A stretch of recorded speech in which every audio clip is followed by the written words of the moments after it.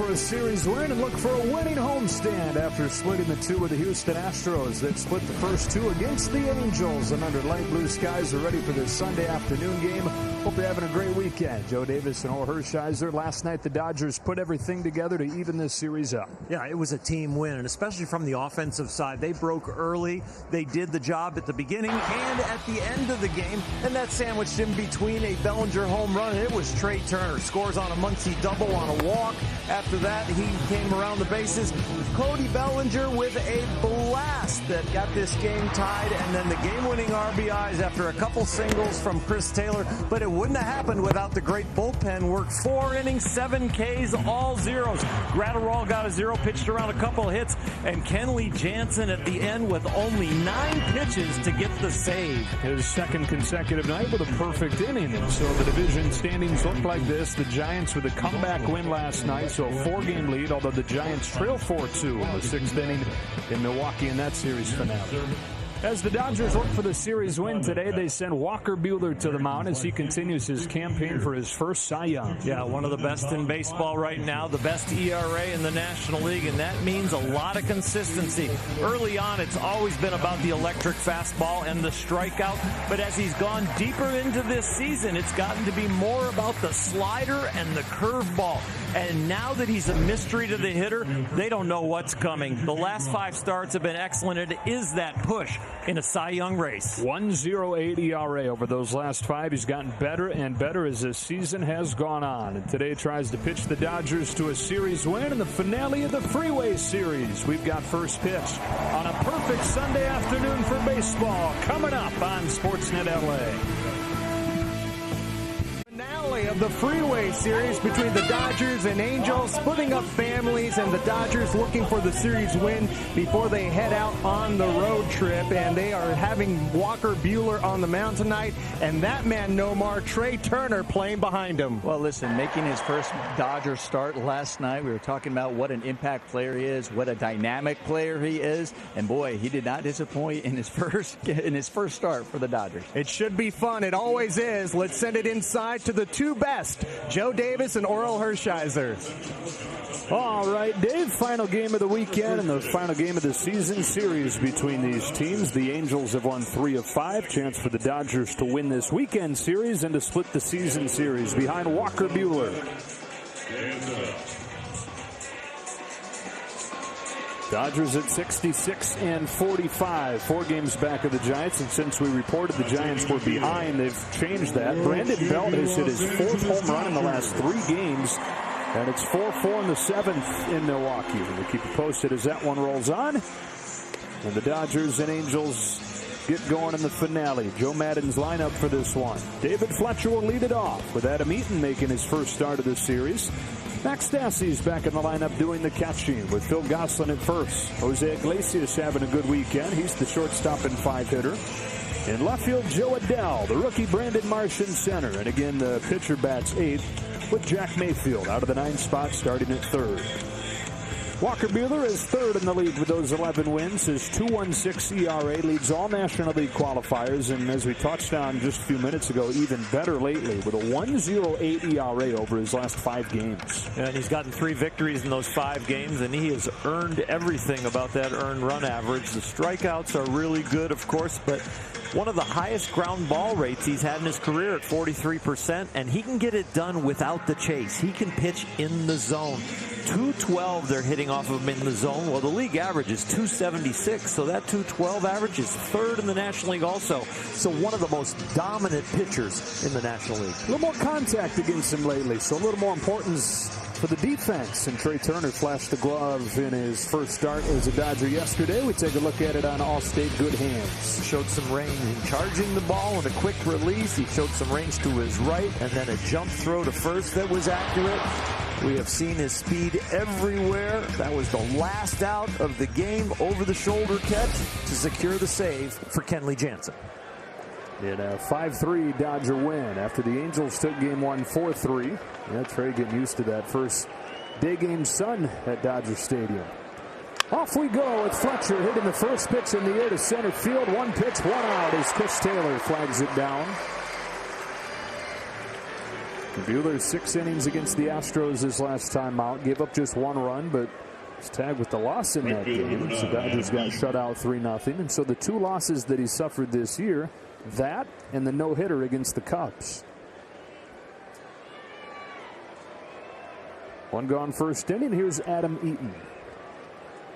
Acquired on July 14th from the Chicago White Sox. Veteran seeing some time here with the Angels. The injuries they've dealt with. Takes a little bit low. Ball 1. Angels have won 4 of their last 5 games. Just a game above 500. And those playoff hopes getting darker and darker by the day. 7 games back in the second wild card. And the bigger deal is that they have 3 teams between them in the second wild card spot. 2-0.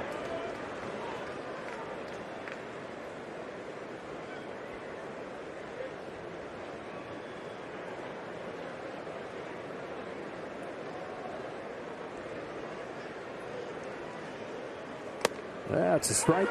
2-1. As Buehler faces the Angels for the 3rd time in his career and has not fared very well. He's got an ERA near 6 against the Angels. Little different roster today. That's for sure. He's got an ERA near 6 against these red jerseys. Fields this one and throws out the fast runner. 2 up and 2 down in the first. That is a sweet play right there, going down the back of the hill and keeping your balance, not speeding up too much. Catcher number 33, Max Stassi. The ground is dropping out from under you. He's going to go down the hill, and then he regains his balance, and a nice quick throw.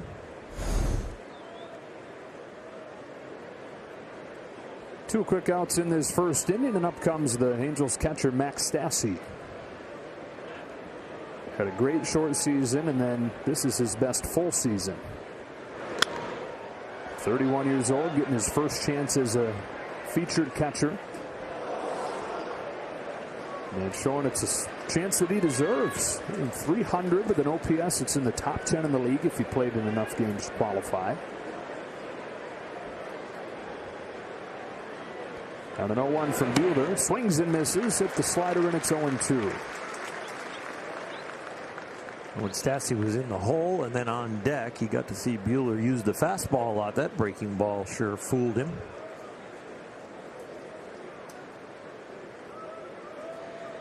0-2 pitch. Takes his slider, ball 1.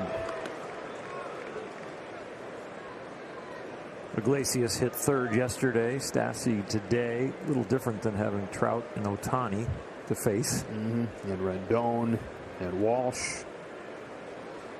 He was in the initial lineup today, but they changed that before the game began. 2 balls and 2 strikes. This is a game on paper that the Dodgers should win, with Buehler and his dominance on the mound against this roster as far as the offensive production of this lineup. And the Dodgers getting healthier and deeper on their offensive side.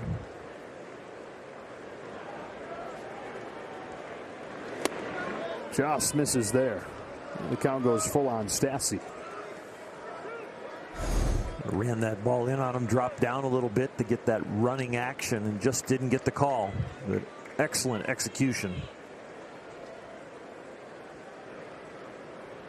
Buehler looking for a 1-2-3 first. Home with a payoff. And a pop fly back and out of play. We're talking about this Angels lineup, how depleted it is, and how much they miss Ohtani, with this being a National League park. He only DHs for him, so they don't have Ohtani in his major league leading 37 home runs. What they have is a lineup that together has 36 home runs.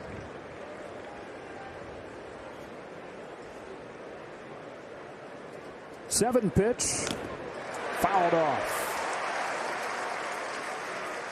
Just ticked that 3-2 slider. This young man has so many tools, and they're all devastating.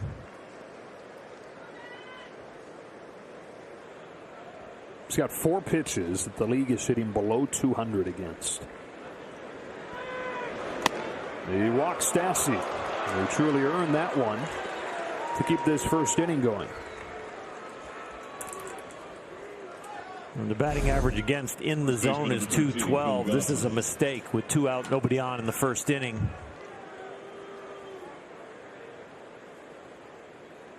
Mad at himself, not the umpire.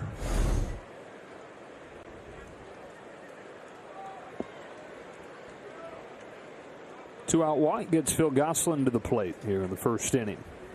And he rifles one, but just foul. Gosselin 1 for his last 14. That one hit was a single last night.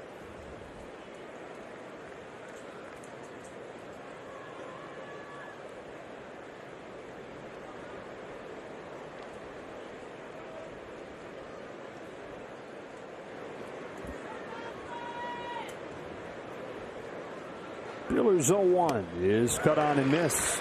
Waved at that one, missed it by a couple feet, and it's 0-2. Love it when hitters swing at pitches that were never in the strike zone. That shows you a little bit of intimidation to the fastball. And breaks one off to get him. This one was in the strike zone. Same result. And Buehler puts up a 0 in the first.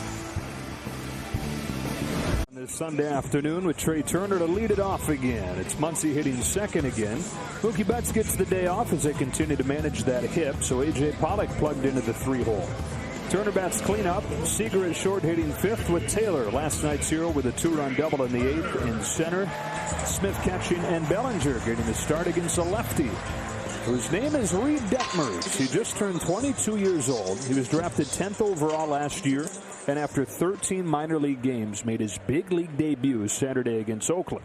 Now, it didn't go well. He gave up 6 runs in 4 1/3. He thinks that he let his emotions kind of get the best of him, overthrew some, and was excited to get another chance. 0-1 to Trey Turner. Is foul, and it's 0-2. Just 84 pitches into his big league life. 82 in the last outing. 55 of those were for strikes. And what got him really drafted was pitchability and a great breaking ball. What got him to the big leagues a little quicker was an increase in velocity, which he attributed to a really great season or off season of work. He'd get up at 6 a.m., do lower body, and he'd go through his throwing program, his shoulder strengthening program, before doing an upper body lift every day. That's foul. Protective swing, and Turner stays alive.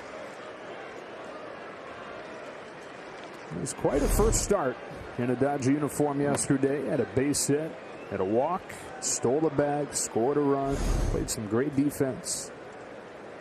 Showed that well-rounded game.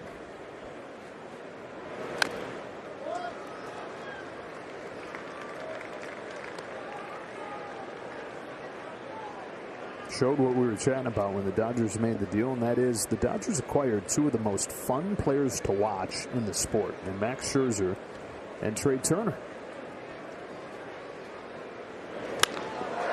Base hit down the line, and a chance for him to gallop around first and into second. It scoots by into the corner. He'll hang on with a leadoff double.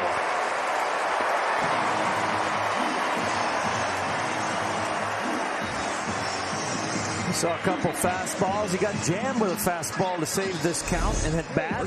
And then he gets a high changeup and he laces it into the corners. And usually when a guy hits a ball that hard to left field, that's the fastest thing you're going to see. But no, not until he starts to run. Now you see something that's fast. I'll tell you what, anybody in the stands at Dodger Stadium is like, wow, we got him? And we're probably all about to get a greater appreciation for him as each day goes on. And typically Dodgers just get to see him 6 or 7 times a year when they play the Nationals. It's a ball on Muncy. Completely different feeling when you're worried about somebody compared to where you're enjoying what they're doing. Yeah. Brings a smile watching him play. He comes up, you lean forward, you rub your hands together. What are we going to see? Muncy scored him with a double in the first inning yesterday.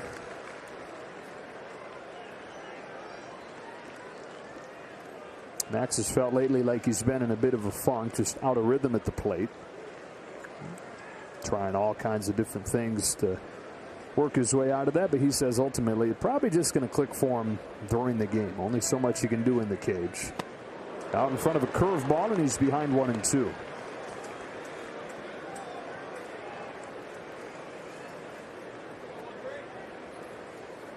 Curveball is more of a sweeper, not a 12-6. It's something that the Dodgers do not hit left-handed curveballs very well. Their batting average against left-handed curveballs this year is 155. That's near the bottom of all of baseball. But they need to lay off of it instead of swing at it. Muncy pushes that one into left field to give the Dodgers the lead in the blink of an eye. 2 batters in, and it's 1-0, and a base hit from Muncy.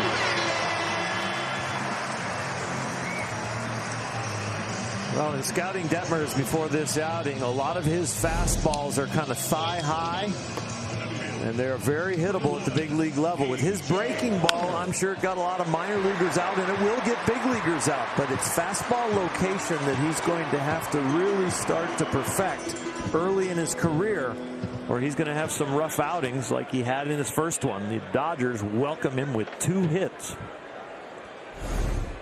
A replica of last night's first inning. Muncy drives in Turner, and the Dodgers lead just like that. Now it's A.J. Pollock. Backdoor over the curve for a strike. And an unfortunate way for Pollock's streaks to end last night. His hitting streak at 14 games. His on-base streak at 23 games. With 1 opportunity. And he crushed it, as he's done many times up there over the last month, but it was caught and right. Hitting third today. And driving a ball to deep right field. Eaton's back. It's over his head and off the wall. Pollock headed to second with a double and a hit parade in the first inning. Double, single, double. Second and third, still nobody out. Is there a category for when you start streak? Because he's keeping that going. This is the same way he hit the ball last night in his pinch hitting duties, but it was just a little shorter. Hit this hard, a little lower line drive. This one's got a little more arc to it, so it's got more carry, and he gets a double out of it, but hit it just that hard in the 1 at bat last night. He's got that two-handed finish, that short-looking swing, kind of reminiscent of a right-handed Chase Utley swing, where he stops the backswing. Like a hummingbird from the right side instead of the left side.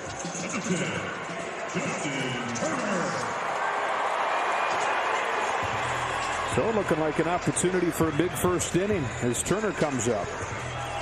0 for 4 out of the 5 spot last night. And with a trickle down to Mookie Betts getting the day off, he's back up into the cleanup hole.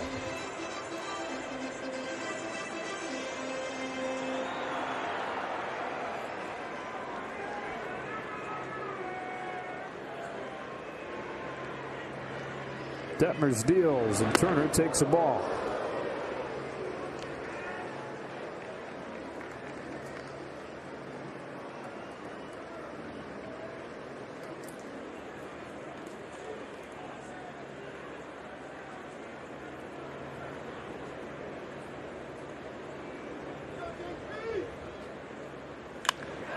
Sharply hit to short. Muncy breaks for the plate. High throw allows him to get under the tag. Everything coming up Dodgers through an inning today. Everybody will take another look at it, either as a highlight or a replay at home plate. Justin Turner gets a big hop to Iglesias, and then that big hop ends up with a high throw. Muncy gets there in time. The tag gets down, but it's not touching him. Iglesias makes a pretty good decision. Yes, it's the throw that's too high. Watch the glove. It makes you think he got tagged early, but no, not in time. Second game in a row, they put up 2 in the first. Still, though, nobody out. First and second, here's Seager. Both runners take off. Stassi's throw, not in time. What an exciting brand of baseball they're playing so far. You got a rookie on the mound that is probably overwhelmed with the hit parade, and so with one look, Pollock takes advantage and just takes off. He knows the young fella's got to concentrate on Seager, and too much concentration on the hitter gives liberties to the base runners. Infield comes in, turned around to play Seager to pull. He beat this defense in the first inning yesterday with a hit the other way. Swings and misses at a curveball, and it's 0-2.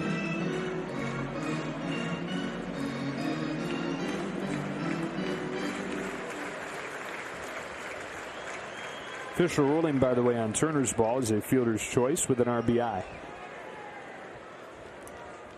The 0-2. Another curve, foul. In the box score, you're going to see Turner with a stolen base, and you're going to go, oh, yeah, of course Trey Turner got a stolen base. Oh, it's Justin Turner on the back end of a double steal. It's JT, not Trey T. I like that. I like that. T squared. Another 0-2. Another foul ball. And for Turner, by the way, his first stolen base of the year.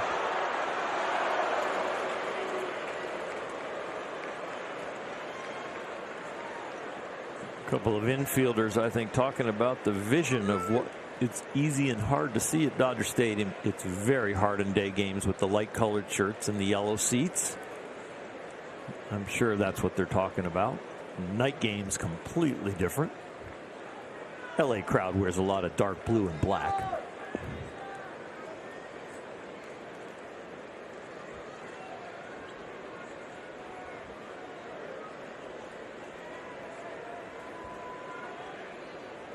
Seager's fouled off a couple 0-2 pitches. On this one, he's down swinging. That's the slider of Detmers, which he added at the alternate site last year to give him something between the fantastic curveball and his fastball. That's a good pitch. That is a big league slider. One gone. Here's Chris Taylor, who was a hero last night with a 2-run double in the 8th inning. And since July 1st, hitting .328 with a slugging that's top 10 in the league. His 23 RBIs ranked 6th in the National League in that time. Dodgers were using the whole field last night. Muncy went oppo, Seager went oppo, Bellinger pull home run, and Taylor with a pull double. 2 in the bank, chance for more. First pitch curve, strike 1.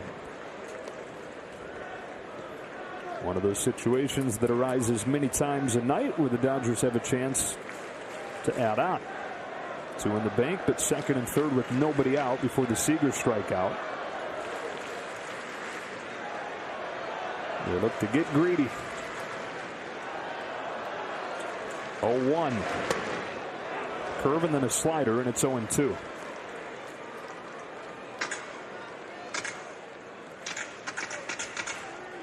Reed Detmers, who just turned 22 years old.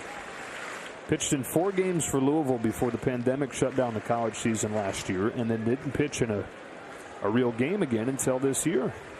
It's at the alternate site.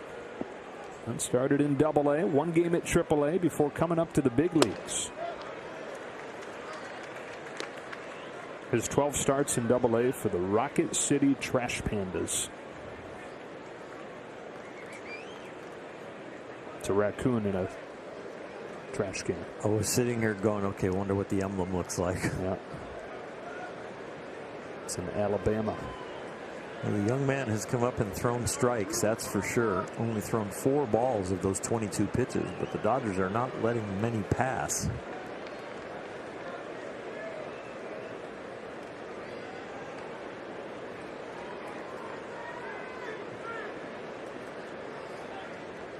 The 1-2. Got him swinging. A couple big strikeouts for Detmers. And 2 out. His first outing, he struck out 2 in the first 5 hitters, but then didn't strike out another batter the rest of the game. Well, he's got 2 in the first 6 hitters here. But he's given up 2 runs, but that was a key one to kind of hold this inning down. They're going to put Will Smith out intentionally and go lefty-lefty with Cody Bellinger.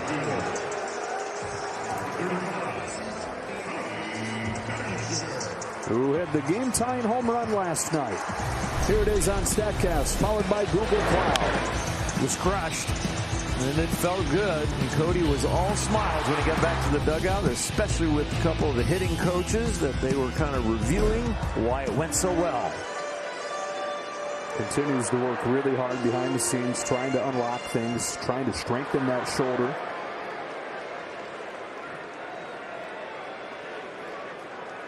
Well, the base is loaded. Takes strike one and a fastball. And today getting what figures to be a pretty rare start against a lefty. And the game finds him in the first inning. Bases loaded, 2 gone. Detmers 0-1. Ball 1.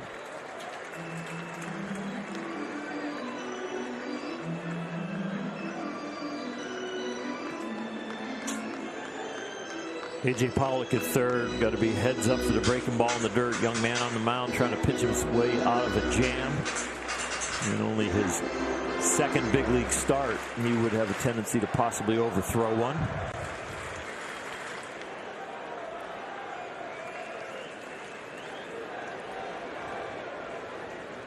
On this 1-1, Bellinger fouls it off, and it's 1-2.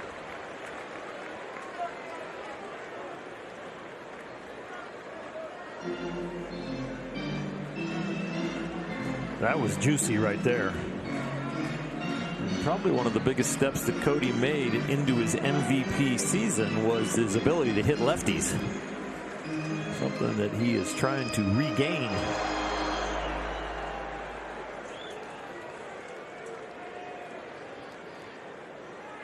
Bases loaded. 1-2 pitch. Got him swinging with a high fastball, and the Dodgers leave him loaded.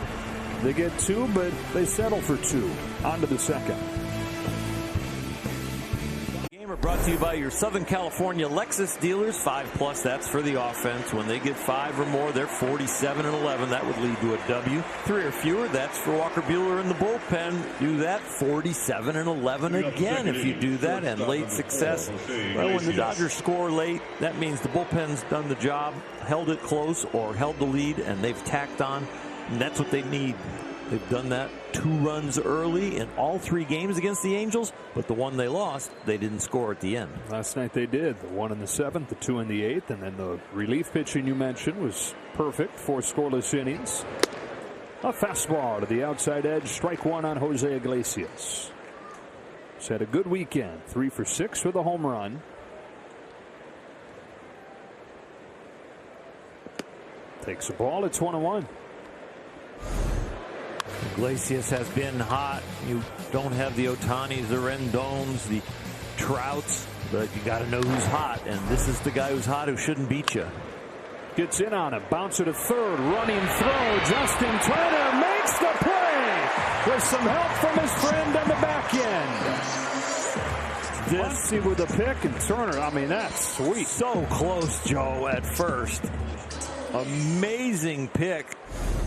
Max can't stretch out for the pick, and he's got to figure out where this ball's going to bounce and what kind of rhythm he's going to have with his glove. Look at that. Sweet. Right in the webbing. Well done. 90 feet as the distance. Proves perfect again. Beauty. Strike on Joe Adell. The most beautiful part of the game when you can write in your score pad 5-3 and you put star above the 5 and a star above the 3. You got that was a pretty play. I gotta start doing that. I don't do the stars. You don't? I should. The way you use highlighters, you might want to just grab a different color highlighter and highlight those. What do you suggest color wise? Grounded to short. This one gets no highlighting. That's routine. That's 6-3. I go green for good. Okay. You already use your blue and your yellow a lot. If Buehler and the Dodgers strike out 10 tonight, everybody gets a free Jumbo Jack tomorrow at Jack in the Box with the purchase of a large drink at LA area restaurants. 2 up, 2 down in the second. Brandon Marsh, the hitter. 0 for 6 this weekend, 3 strikeouts. For the 23-year-old rookie, top prospect for the Angels, getting his chance. Looks at a fastball, strike 1.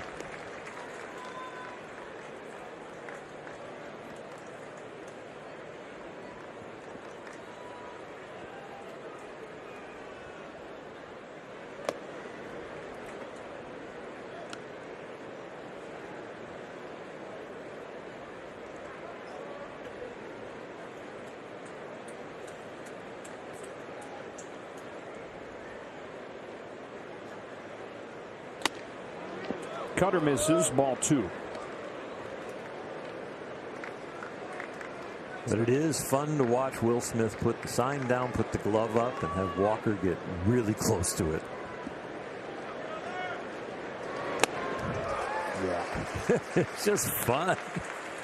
It's got that sound too, doesn't it? Yeah, and he gets in a rhythm. It's not just about the power and the braking stuff. It is about the accuracy. Here's 2-2 to Brandon Marsh. Is hit on a line to right. Base hit in front of Bellinger. First one of the game for the Angels. And first one of the weekend for Marsh. It'll change a little of the data. They hit their spot with the pitch that they thought was the proper one, but it was a good piece of hitting. Got on top of that cutter, hit it on the line. I'm actually glad it had topspin and not backspin. Inning kept alive for Reed Detmers. His first at-bat, not just as a big leaguer, but since he was a senior in high school at Glenwood in Illinois in 2017. Strike one from Buehler. Glenwood High School Titans outside of Springfield, middle part of the state. About 90 miles from St. Louis. And so Reed grew up a big Cardinals fan.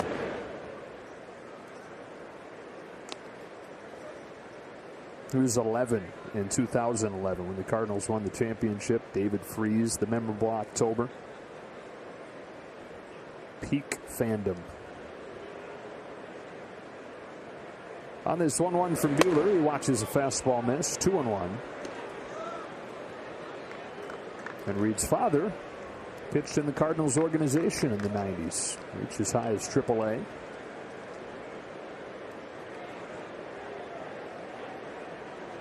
On a 2-1 pitch. That's foul, and the count evens up.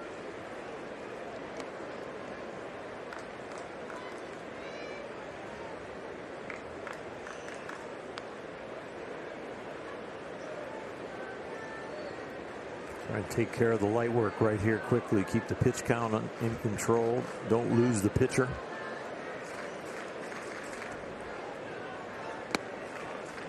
Goes full.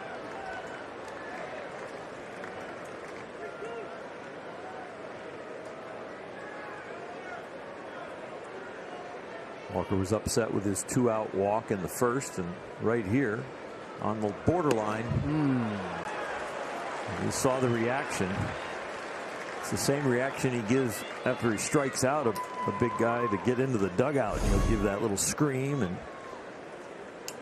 one side of it's anger, one side of it's joy. Baseman number 59, Jack Mayfield. Kicking himself, but it does come against the player with the highest on base percentage in baseball history, Reed Detmers. Now Jack Mayfield with 2 out.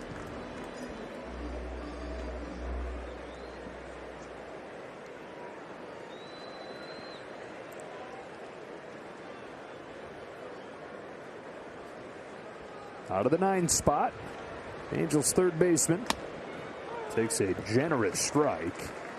Buehler getting a little help there from John Tumpane, who was the plate umpire in the combined no-hitter in Monterrey, Mexico, started by Buehler. The 2-out walk in the first would not have been a walk if we got this call. Yeah.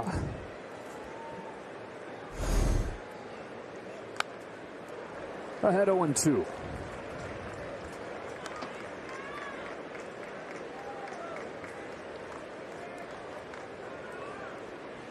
Try to finish it with a flurry after the 2-out single and the walk of the pitcher Detmers. Against a hot hitter, homer on Friday night, 7 of them since the All-Star break, is third in the American League. 2 on, 2 out, and an 0-2 that just misses up. Good take by Mayfield. Ball 1.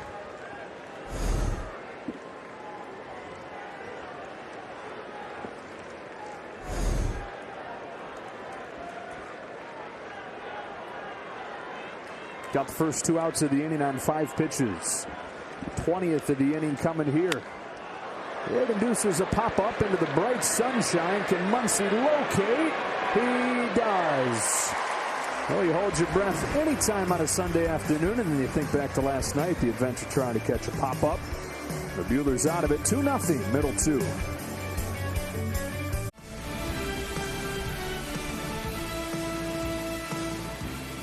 World Champion Dodger Baseball on Spectrum Sportsnet LA is brought to you by the SoCal BMW Centers. BMW, the ultimate driving machine. And by Jack in the Box. Our $6.99 triple bacon cheesy jack combo is here, only at Jack in the Box. Dodgers with a 2-run first inning, 2-0, coming up here in the second. 9-1-2 against Reed Detmers in his second big league start. First round draft pick last year, and guy the Angels say the makeup and the work ethic, it matches the ability, matches the talent. Joe Madden first met him at spring training this year since he was drafted midway through last year, and then the alternate site they didn't have a chance to meet before. And Joe said he walked from center field to the left field line with Detmers, and in that 100 feet, he knew that he'd like him. Very poised, very confident.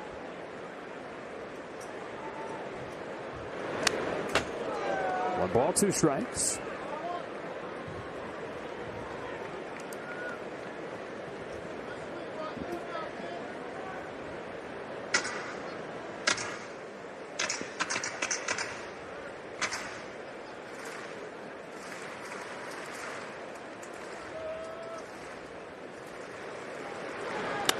Curveball slapped to second.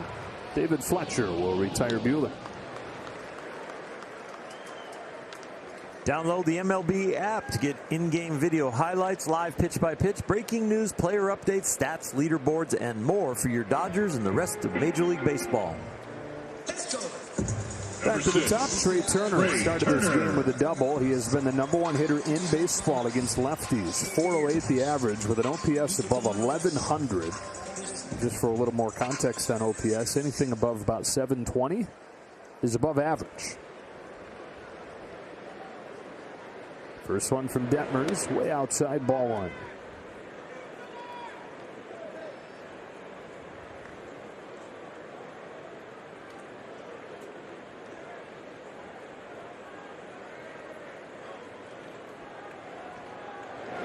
Trey out of West Palm Beach, Florida.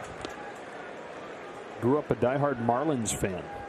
He's actually sitting in the stands all 3 World Series games in 2003 against the Yankees. Watching his favorite player, who happened to play for the other team, Derek Jeter. 3-0. Another favorite guy was Ken Griffey Jr. And from there to NC State, majored in chemical engineering.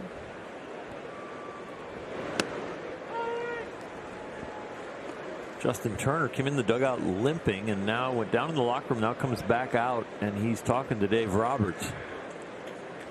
I'm not sure he's going to return either in this inning as an at-bat or to the defensive side. To walk for Turner, he's been on both times. Well, you saw after Justin's great play where he goes into foul ground to get Jose Iglesias. Right after that, Dave Roberts and Possum both came out of the dugout, and Turner shooed him away quickly. But then between innings, as you mentioned, went down into the tunnel.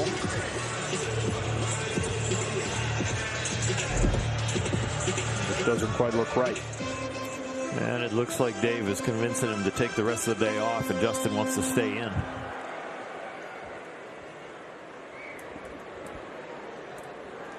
Let's see how long it takes Trey Turner to think about taking off. Dealing with a lefty here, though, in Detmers.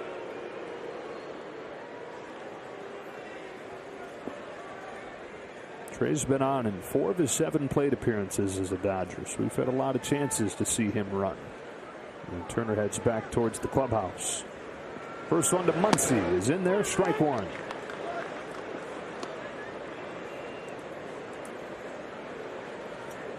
RBI single in the first inning. Same combination as yesterday. They got the Dodgers on the board. Turner reaching, Muncy driving him in.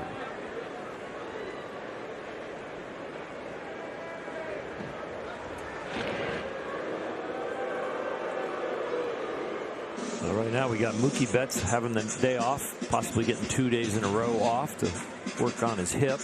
And now Justin Turner probably exiting the game, at least with an off day tomorrow. Hopefully we see him on Tuesday. Good curve, 0-2.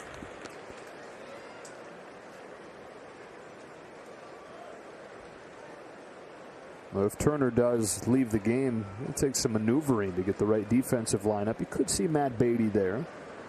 Well, as soon as Justin Turner went down in the locker room, Albert Pujols got up off the bench, took his hat off. He's got batting gloves on now. He's been walking around. High drive, right center field. Marsh on the move to the track to make a leaping play. Heaves it back to first. Turner's in there safely, but the rookie Brandon Marsh with a fantastic defensive play to Rob Muncy.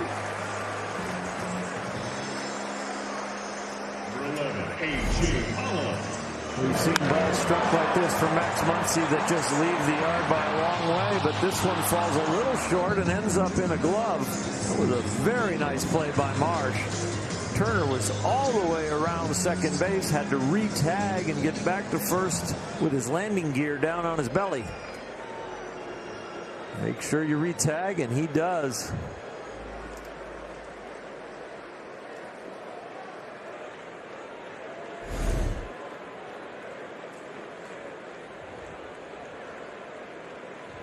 Two out for A.J. Pollock. Out in front of a first pitch changeup, which Detmers only threw a few times in his first big league outing. And you mentioned it, there is Albert.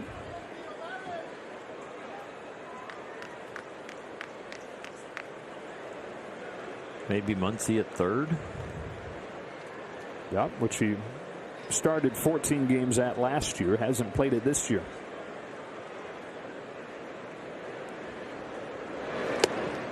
Oh, and 2.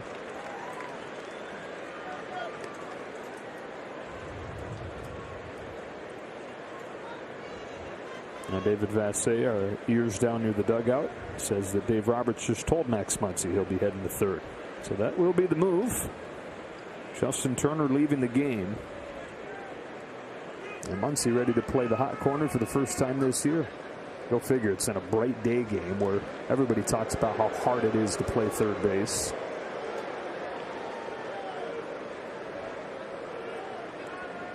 No easing into this one.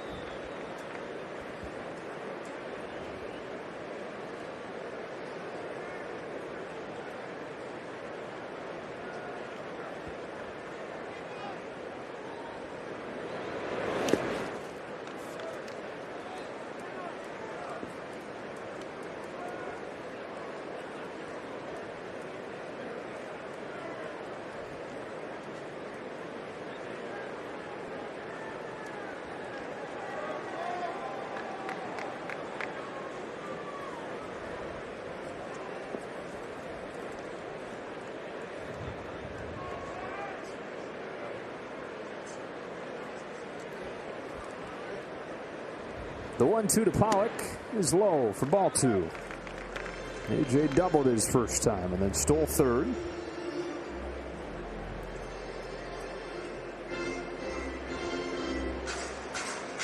He had an 8-game hitting streak and then a game off.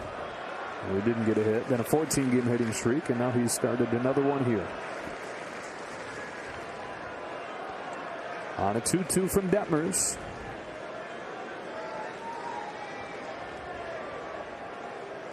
We'll find out eventually.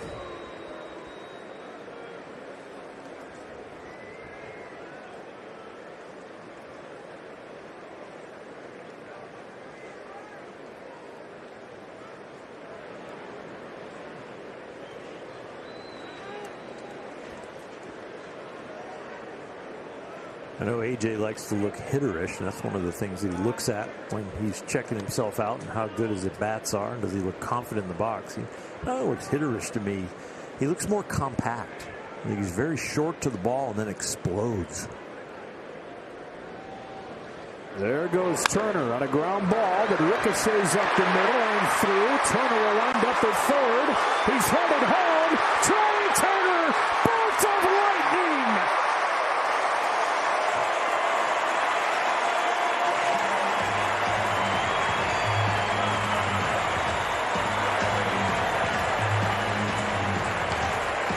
steals a run with his speed, and it's 3-0. This ground ball ends up going out about 170 feet. Trey Turner runs farther than the ball went in a shorter amount of time than it takes him to get home. Talk about pressing the envelope and putting pressure on the defense. He even makes Dino Ebel make new decisions. Dino chasing him down the line and waving his arms. What a way to score a run. And it wasn't even particularly close. There wasn't even much drama at the end of it. 3-0 Dodgers. Turner scoring 2 of the 3. Bringing a dimension this team hasn't had in years. Pujols in for Justin Turner. Takes ball 1.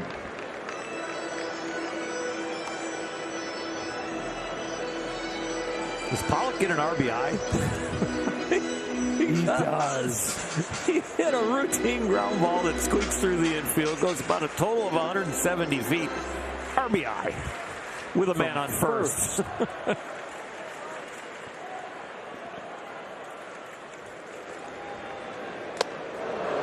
2-0.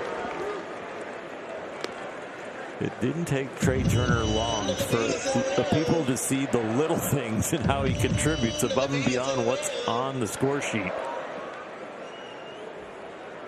Eye-popping little things. Yeah. When Mookie's hip gets better, he's the same kind of player. 2-0 on Pujols. Detmers comes home. Pujols takes high, ball 3.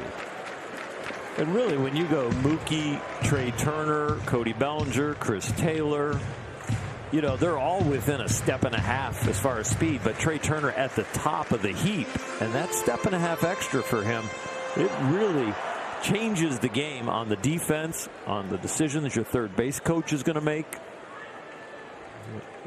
Now there's a lot of speed. 3-0 green light and a ball hit to the moon.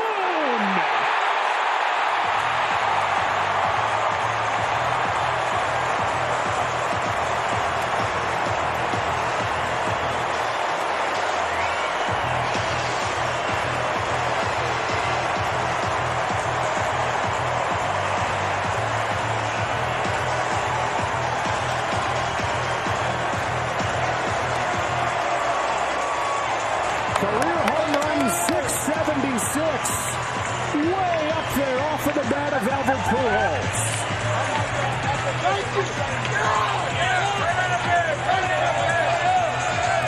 You hit a home run or you score a run, Uncle Albert gives you a hug. Well, he's getting a whole bunch of high fives in the dugout right now, and he did crush this ball.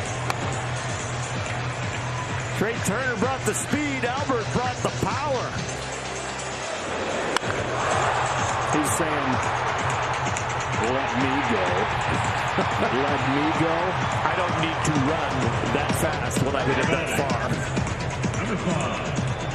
I'm still the machine. 5-0 second inning. Albert Pujols, a pinch hit 2-run home run, and now a ball on Seager.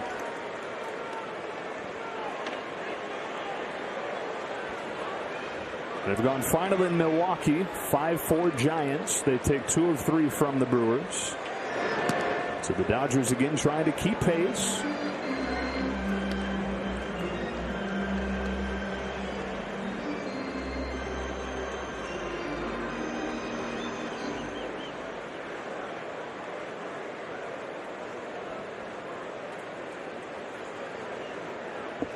Here's 2-0.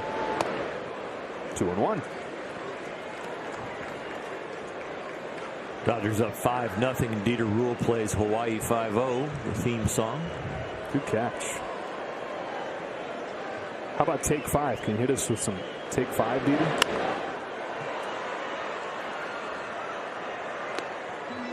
Oh, so good.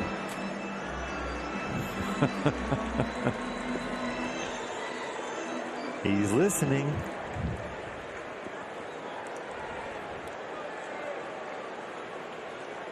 Two. Base hit center field.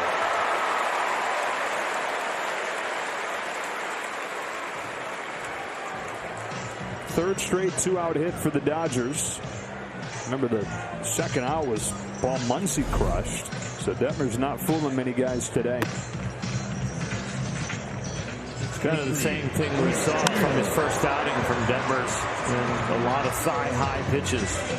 But I really like the young man and his stuff. I think when he learns what the big league hitter offers at and then how he needs to fine-tune his location, he's going to be just fine because he's got such great control, but he doesn't have the command yet. So control, he's in the strike zone. Command when he starts hitting some better spots. And some action in the bullpen already as Chris Taylor swings at a curveball and bounces it foul.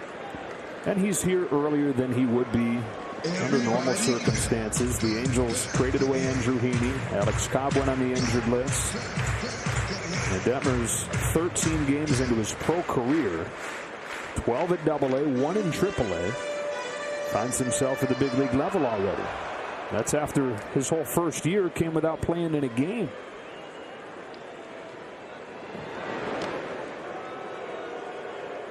And 2 walks, 1 intentional. So the young man's getting hit around from an unbelievable lineup that the Dodgers have, but he is still throwing strikes and he's not backing down.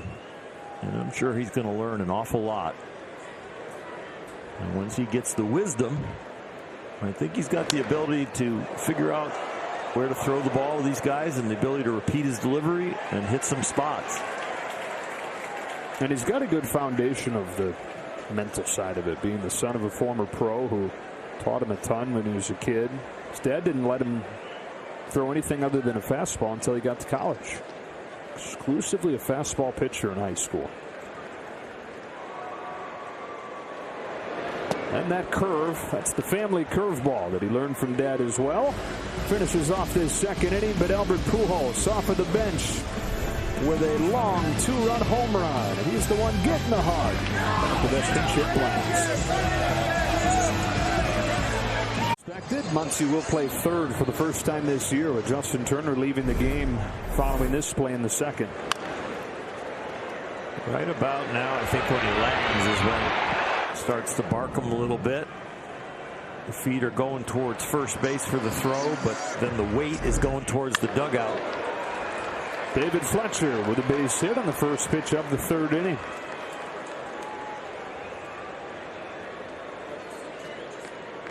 Fletcher's seen 2 pitches today and swung at both. Line to center on the first pitch of the game. Singles to center on the first pitch of the third.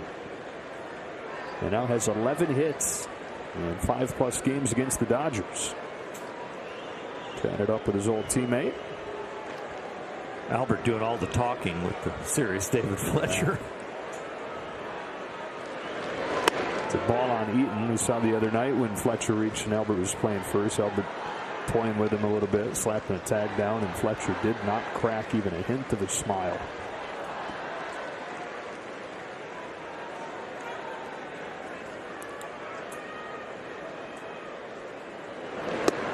One ball, one strike. They say no matter what he does, he's intense like that too, whether it's video games or cards, shuffleboard in the clubhouse in Texas.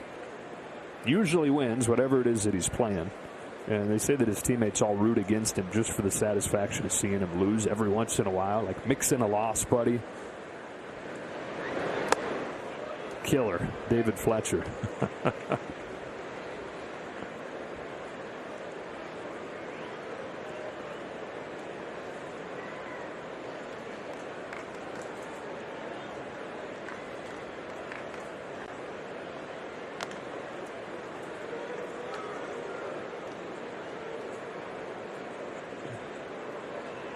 If he ever wants to stay in baseball, I'm sure he'll have the opportunity. That's the perfect mentality for a coach or possibly a manager. On the hands of Eaton into left center field, where A.J. Pollock calls off Chris Taylor and makes the catch. Walker Buehler has been spotted the 5 runs. When you score him 1, he's undefeated, right? Because it's 2 losses. Right. Took a shutout or a no-hitter to beat him in his only 2 losses. But the thing he's got to get going here today is the hard stuff. He's almost only 50% with the fastball and the cutter and the 2-seamer, but the off-speed stuff has been dominant and strike-worthy an awful lot.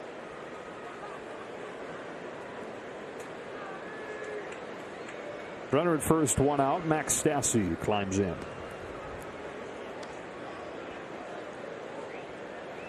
Walked his first time.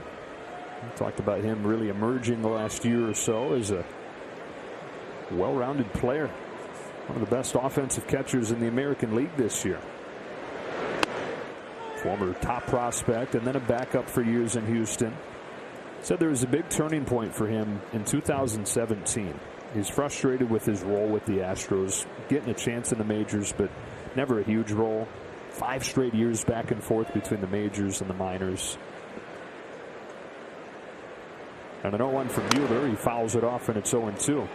On an off day during spring training, he went to watch his brother play.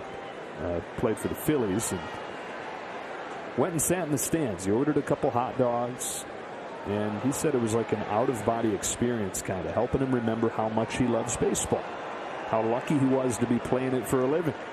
And he said, look, am I really mad about being a backup catcher in the major leagues? Like, it could be a lot worse. And that's kind of framed his mentality moving forward and has boosted him to do what he's doing now. So many guys find that moment when they're on the IL.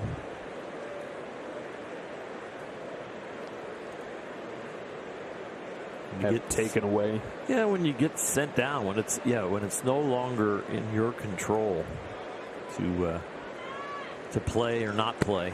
Fastball by him here. Second K for Buehler.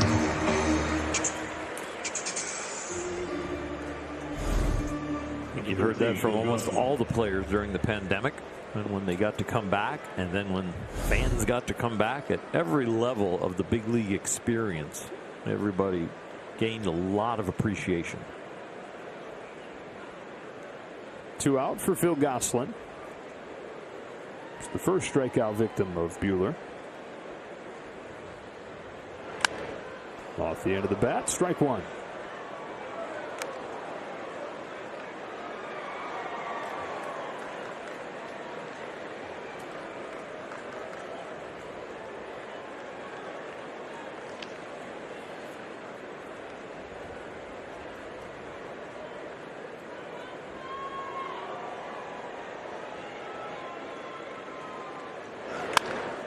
Down the line, base hit for Gosselin. It will get all the way to the wall. Picked up by Pollock. Fletcher hits third and comes home. Seager's throw to the plate, not in time. And the Angels on the board on a 2-out double from Phil Gosselin.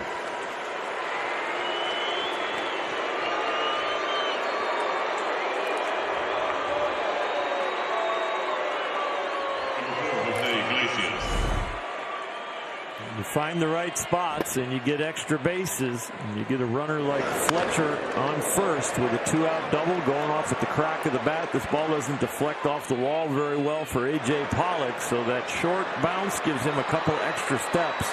Brian Butterfield, the third base coach for the Angels, and an easy wave. First RBI of the weekend for Gosselin. 5-1 game. Buehler to Iglesias. Strike 1.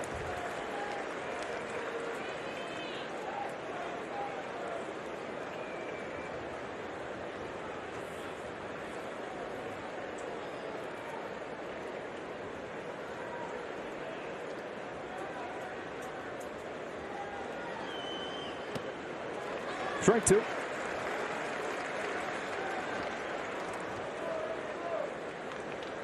Throughout this series, we've seen it with Iglesias where he is very aggressive, and then he gets some hits and he even gets more aggressive, and Buehler feasting on that right there with these couple of wide breaking balls.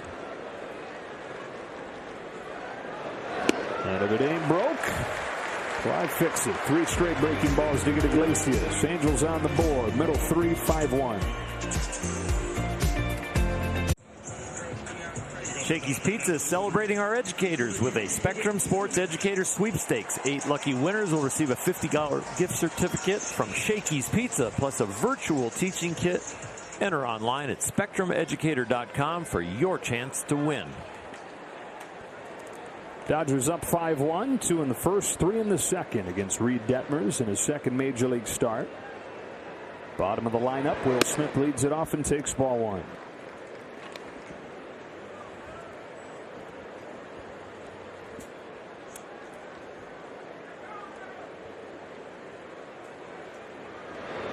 There's a curve for strike 1-1. Detmer's from a town of 3,000 people in Illinois, Nokomis, Illinois. It's produced more big league Hall of Famers per capita than any town in the world. 1 ball, 2 strikes. A catcher named Ray Schalk, early 1900s, at a time when most catchers were huge. He was this tiny 5'7", 140-pound catcher. Red Ruffing, one of the great pitchers for the Yankees in their glory days. And Jim Bottomley, who played mostly for the St. Louis Cardinals and holds still the major league record for RBIs in a game. 12 of them in a game at Ebbets Field in 1924. Fly ball left field. Joe Adell to retire Smith. So Detmer's from Nokomis, Illinois. 3,000 people, 3 Hall of Famers. The baseball museum there honoring those guys. The Schalk, Ruffing, Bottomley Hall of Fame, they call it.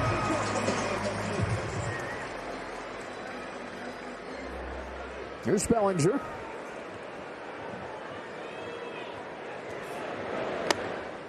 Ball 1.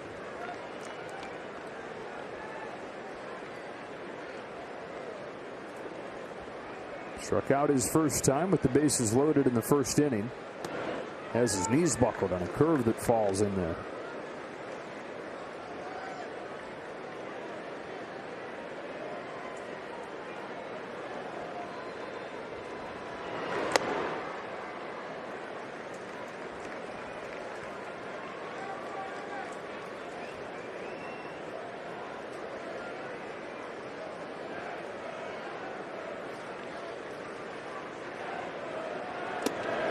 By the hands, ball 3.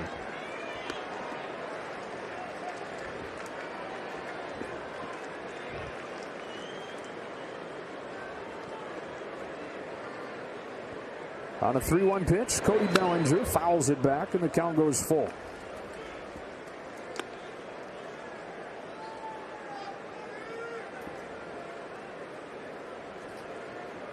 First at bat had a breaking ball near the middle of the plate that he almost juiced, and that was with bases loaded.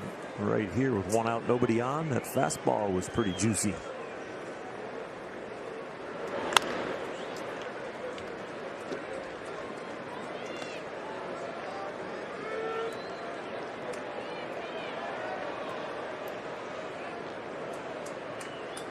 With Cody, the power is natural. It's the contact that you're looking for more of. Just maybe a little change in his priority list. Spoils that one. And the tough thing is, the thing that is natural has been diminished by the shoulder surgery. Still working to strengthen that shoulder, which is a hard thing to do mid-season.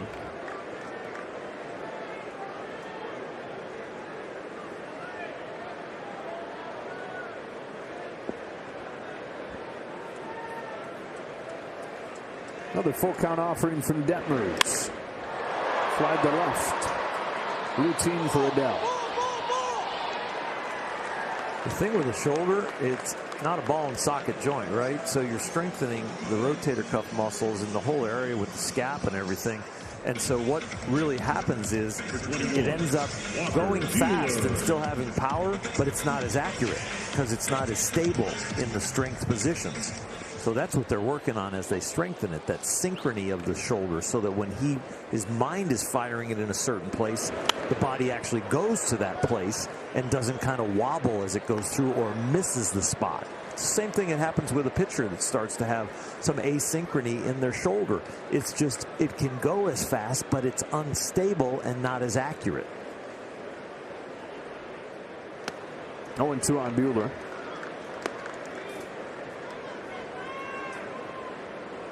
Detmers with a chance for his first 1-2-3 inning. Dodgers brought 8 to the plate in the first, 7 to the plate in the second. But he sits him down in order in the third.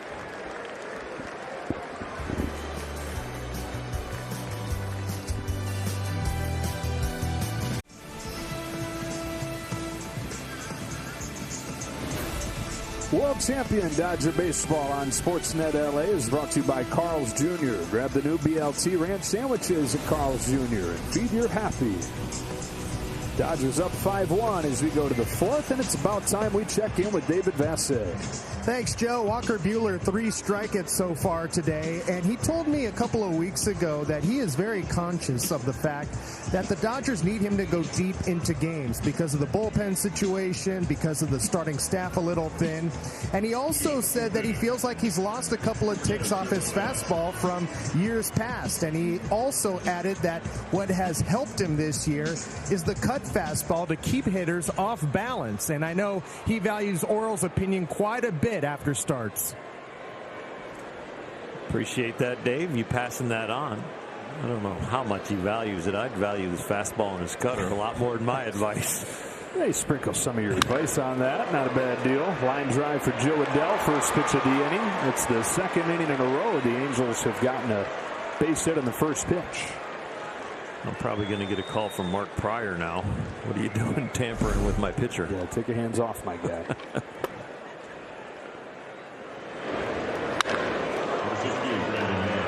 I surely didn't advise him to throw that pitch.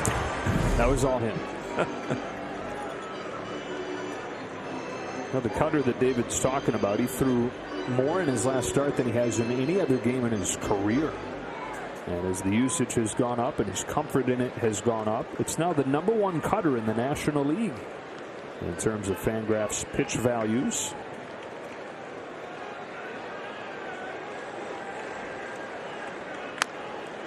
You don't need to dive into exactly what goes into pitch values. Right. Just know that it rates the pitches and then ranks them based on good outcomes versus bad outcomes when you throw the pitch. A little deeper than just the batting average against. What I've really appreciated about Walker and his growth as a pitcher is just that he is becoming more and more of a mystery to the hitter. And him realizing that maybe the fastball is a tick down on certain days, and we're talking about still an elite fastball, that he has found ways to be more creative out there on the mound and use the slider, use the curveball a little bit more, even the changeup we've seen this year. When he first arrived in the big leagues, he was kind of a bull in a china shop, right? Everything can get fixed by something harder. But now he is more of a tactician and really learning to go deeper into games and getting a lot more weak contact early, but then knowing when to have the fire in the belly and the arrogance and blow people away. Let's check in again with Dave.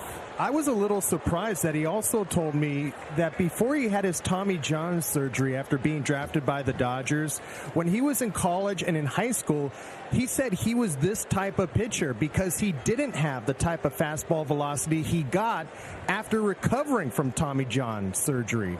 Because a lot of the time spent recovering when he couldn't throw, he was strengthened in his lower body. So he came back from that surgery with a much stronger lower half, generating the power that he now has. It's 1-2 on Marsh. This dude loves being in the squat rack.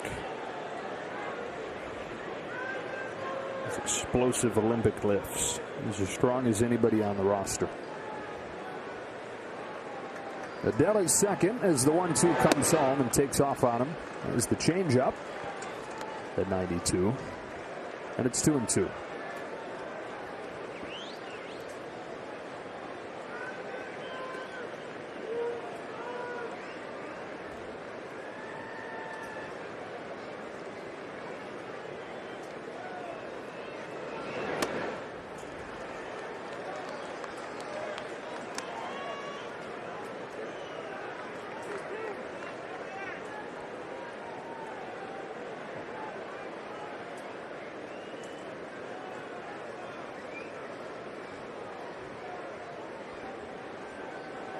Eighth pitch coming to Brandon Marsh, who singled his last time, is a 3-2. It's high for ball 4, the third walk issued by Buehler. Join us on Wednesday, August 18th as the Dodgers take on the Pittsburgh Pirates. The first 40,000 fans in attendance will receive a 2020 World Series replica ring courtesy of Bank of America. To purchase your tickets, visit Dodgers.com/tickets. So first and second, nobody out, and it's Detmers, who in his first big league plate appearance and his first run since he was in high school, walked. And now up there in a sacrifice situation. Pulls it back, takes a ball.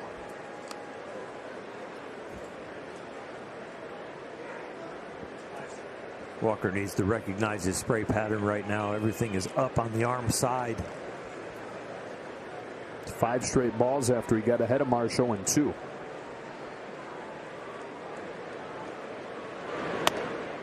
There's a strike.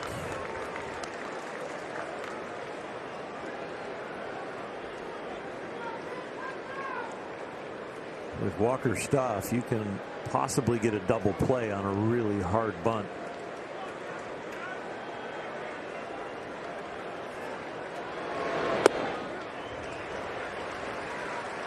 One and 2.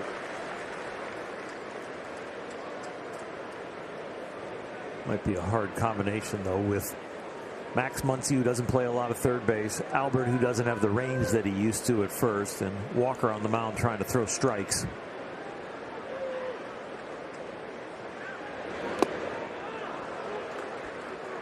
Bunts it foul, strike 3, 1 gone.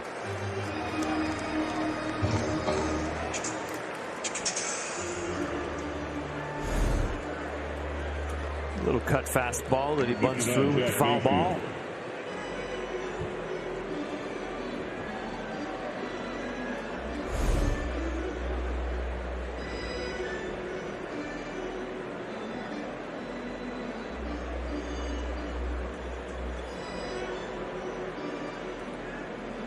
Jack Mayfield, runners at first and second, 1 away in the 4th.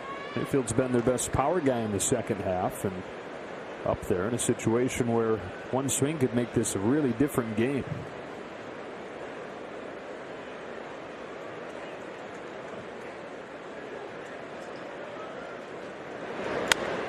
Check swing flare that Albert puts away.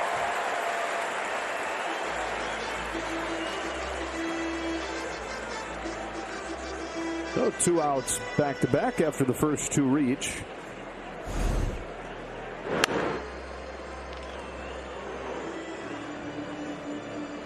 Infield fly rule is in effect. Twinkle Toes got it. Not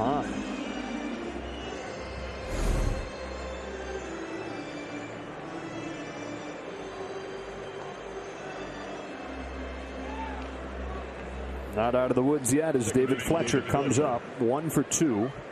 Now hitting .310 on the year.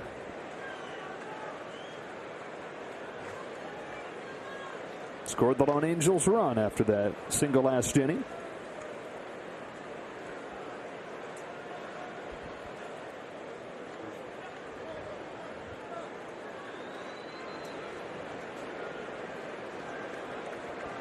Two plate appearances. He swung at the first pitch in both of them, and here takes ball 1.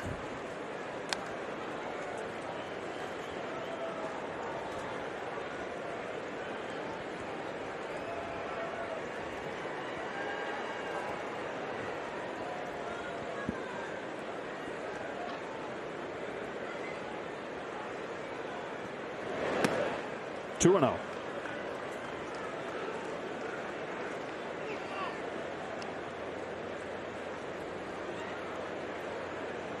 I hated facing hitters like this. Hated it. You can make the best pitch ever and they still have a chance.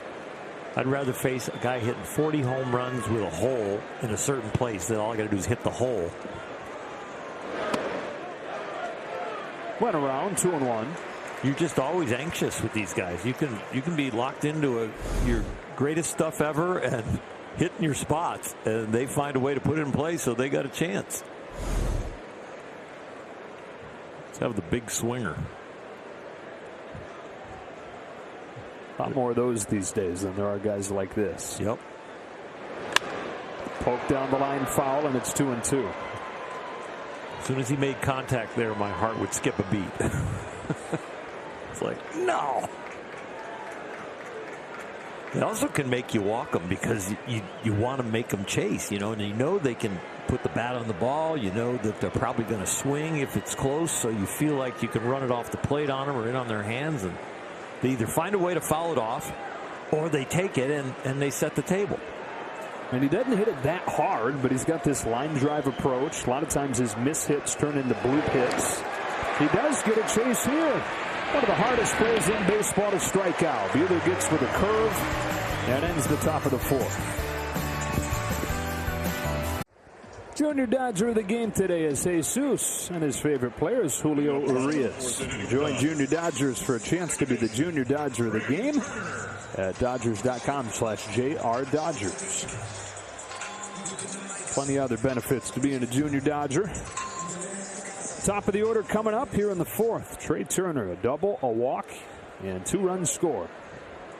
It is not going to take Trey Turner long to be the favorite player of a Junior Dodger. The way he's playing. Yeah. He's been on in 4 of his 7 plate appearances as a Dodger and scored after 3 of those. Behind the fastball here, 1-1 against Detmers.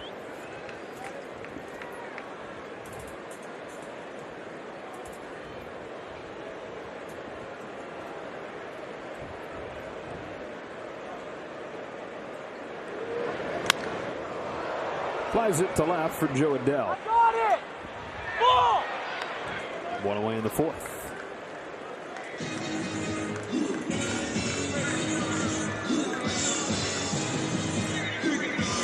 Detmers trying to settle in for the Angels. Gave up 2 in the first, 3 in the second. So a 1-2-3 in the third. Gets the leadoff man here in the fourth, and now faces Muncy.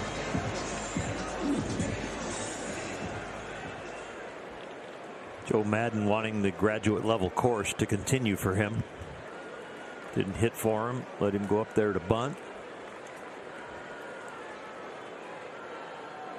Kind of gives you the view of the manager and what he thinks of the rest of this season and what's important. Well, they're going to learn what they've got, not just with Detmers, but a bunch of these young position players we're seeing this weekend. Joe said if we don't, then it's a waste of the last 2 months looking ahead to next year. If we don't collect as much information as we can to see what we've got going into 2022, then what are we doing? 7 games out of the second wild card. It'd be one thing if everybody was healthy, but the health issues have kind of forced their hand into approaching the final 2 months this way.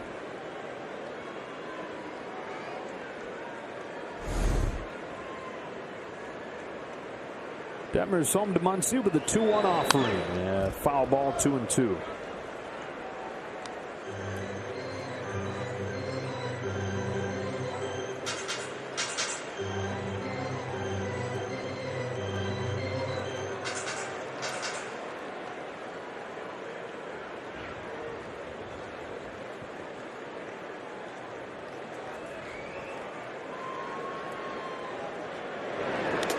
Hit him with a curve.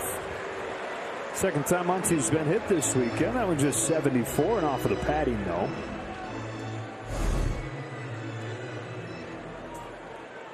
Turns the proper way. Got the elbow pad on there for a reason.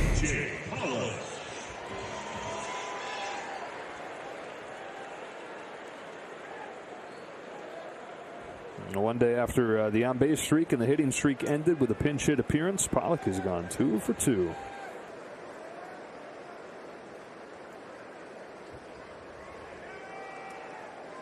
He owes Trey Turner something, right? Scoring on his single from first last time. Yeah, I don't think it's like a Rolex if your guy takes your number. Wouldn't that be something? But yeah, I mean, coffee. Check into the hotel on the first road trip, and as he gets off the bus, maybe go up alongside him and say, hey, I'd love to take you to dinner tonight for that RBI. Get to know you a little bit. Yeah. 2 birds with 1 stone.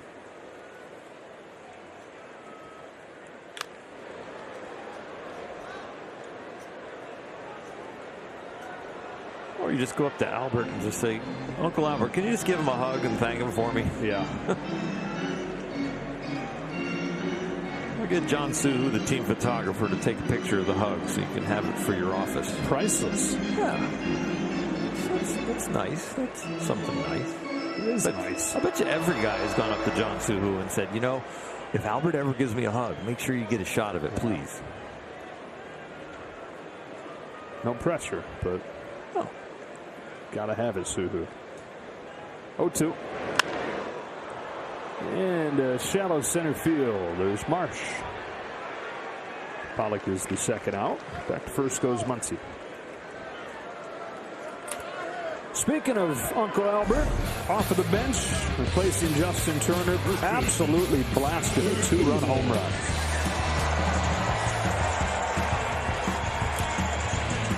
Continues to make adjustments in his swing, in his approach, not in his hugs.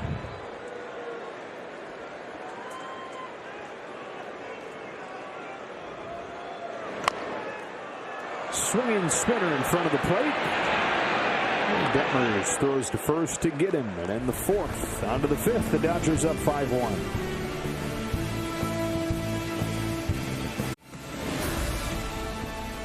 World Champion Dodger Baseball on Sportsnet LA is brought to you by Morongo Casino Resort and Spa. Good times, less than 90 minutes from wherever you are. And by your Southern California Toyota dealers. Toyota's national sales event is on. Come and find great ways to save on a new Camry. 2 in the first, 3 in the second for the Dodgers. They lead 5-1 as Walker Buehler comes home with ball 1 to Adam Eaton. Buehler has 5 Ks. 5 more, and everybody gets a free jumbo jet.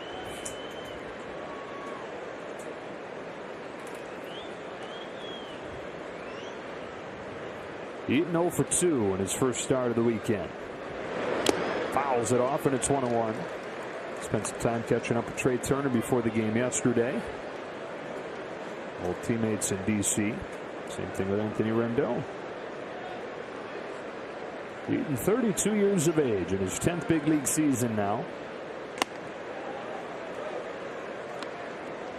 At 5'8", 180 pounds, he says, similar to what Max Stassi said. This is pretty good, right? He says, I'm supposed to be sitting behind a desk at this size. I'm here because I'm hard on myself. Because I've grinded away, and he's always prided himself on being the hardest worker. He's been compiling a list for years, back to his high school days, of all the slights that he's heard against him. Or some inspiring quotes. He'll jot those down. Little things he wants to remember. Always there for him to look back on, his motivation. He's down swinging here with a back foot breaking ball from Buehler. Strikeout number 6, 1 gone in the 5th.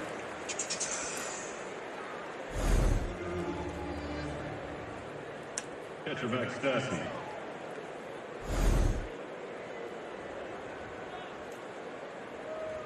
Here's Stassi. Mentioned him going to watch his brother play. His brother made the majors with the Phillies just briefly and then retired soon after that. His dad and his grandpa also were catchers and played professionally. He's got a great uncle named Myril Hogue, who won 3 World Series as an outfielder with the Yankees in the 1930s.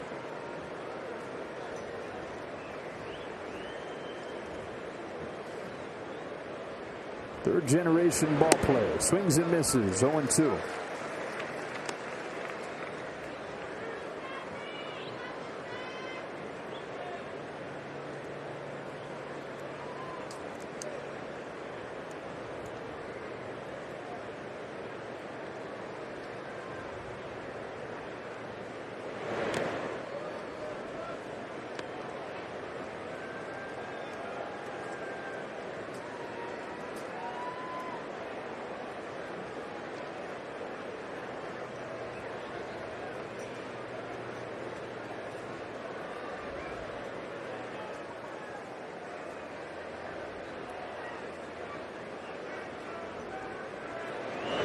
The 7th strikeout for Buehler.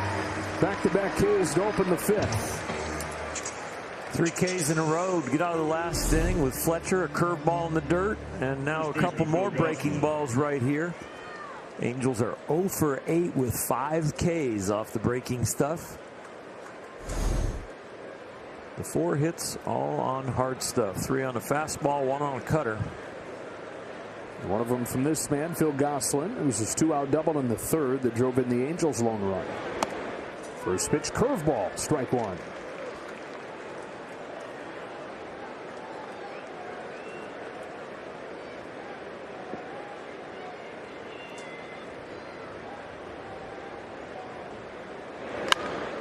And then a slider. Bounce to third, and Muncy, his first try there is a good one.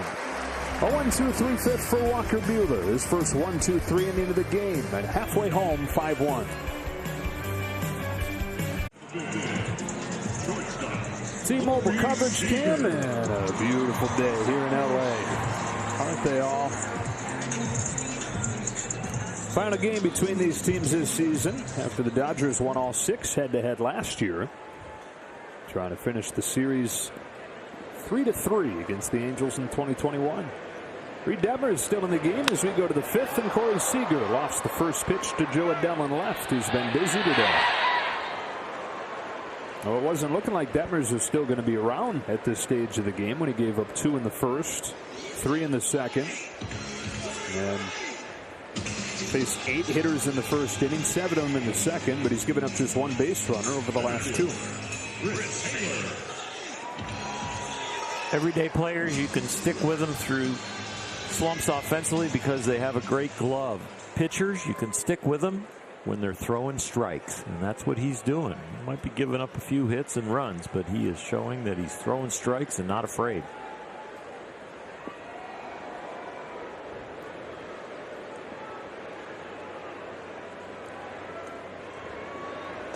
And there for strike 1 on Taylor.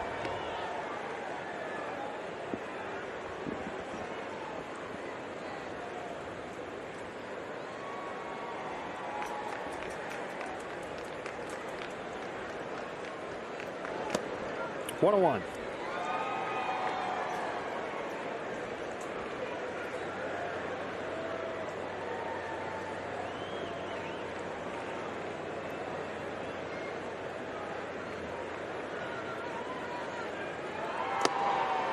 Two on one.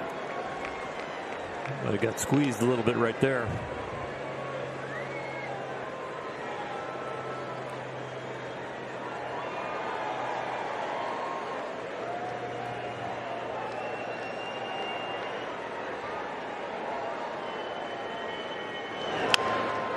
Lofts it into right field. It'll dunk in for a base hit. 1-out single for Chris Taylor after striking out in his first 2 at-bats.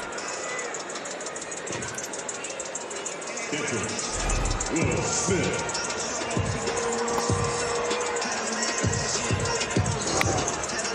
Just kind of dunks it over the infield.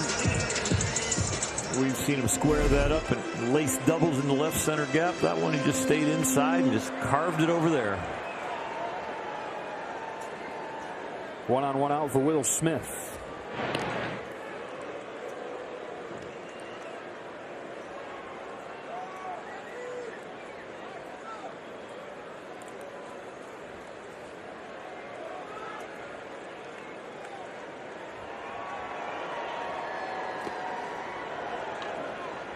One and 0. Intentional walk and a fly out for Will.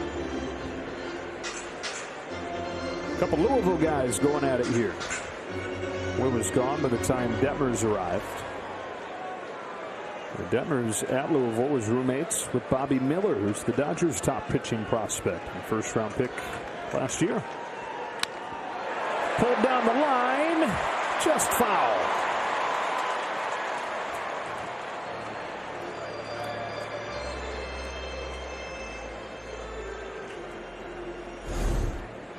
Just hooks foul.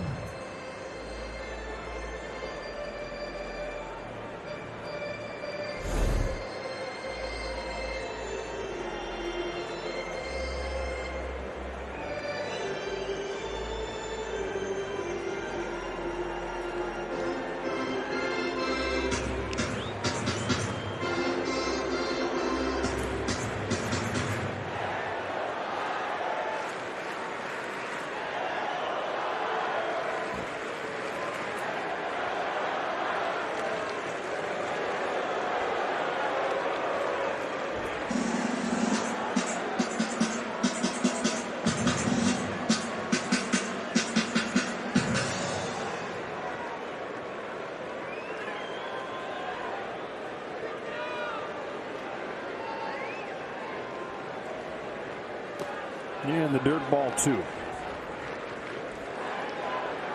Well, if you Happen to not catch it yet. The Giants did win today, 5-4. Taking 2 of 3 from the Brewers. So the Dodgers at the moment 4.5 out in the division. Another one of those giant type wins too, where they're behind and come back.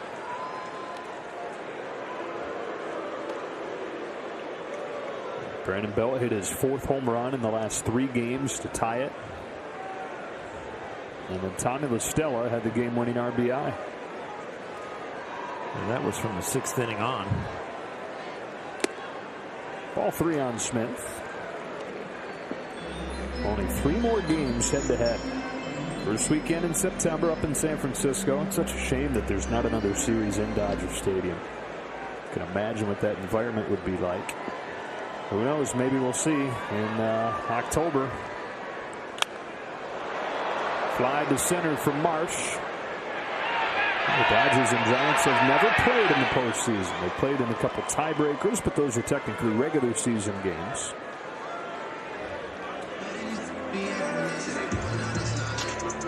Two away in the 5th, and Devers to face Bellinger.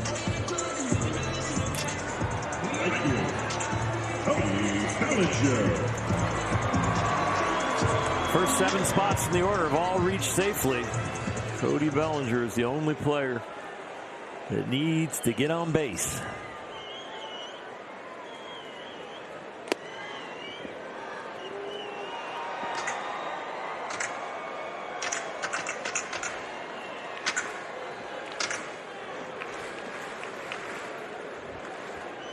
Has a hit in 5 straight games. Strikeout and a flyout today. This curveball comes back to catch the zone, 1-1.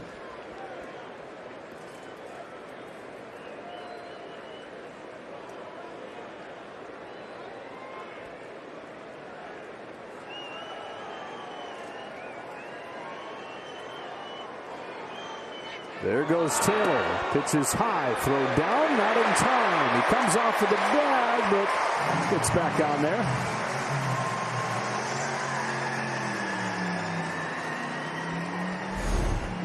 One of the interesting things about sliding the outside part of the bag, it's hard to keep the middle section of your body on the bag when you're trying to reach towards it. He does get to the foot.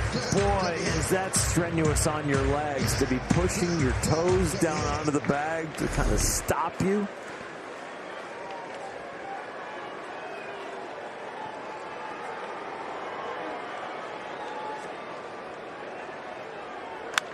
Bellinger hits a line to right, and an awkward dive and a catch from Eaton. Sized it up and then attacked it. Through with 5-1. It's a special event ticket package for Mexican Heritage Night on Tuesday, August 17th, and you'll receive a special Mexican Heritage Night jersey. To purchase your tickets, visit Dodgers.com/ticketpacks. Let's go, Dodgers!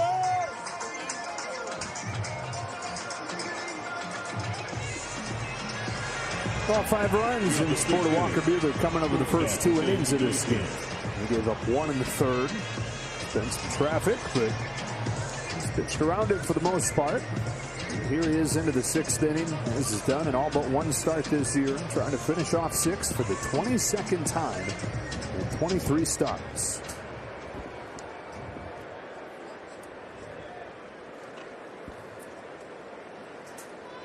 Iglesias, Adell, and Marsh coming up. Strike 1 with a slider. We've talked about it with this latest push from Walker Buehler. And with Jacob deGrom on the injured list, hasn't pitched since early July, just 15 starts total this year. That door opening up perhaps for a run at the Cy Young. Fastball to the edge, 0-2. Opens the door for a few guys. Zach Wheeler today, complete game 2-hit shutout to give the Phillies their 8th consecutive win. That's a strikeout of Iglesias, and the 4th out of the last 5 hitters for Buehler.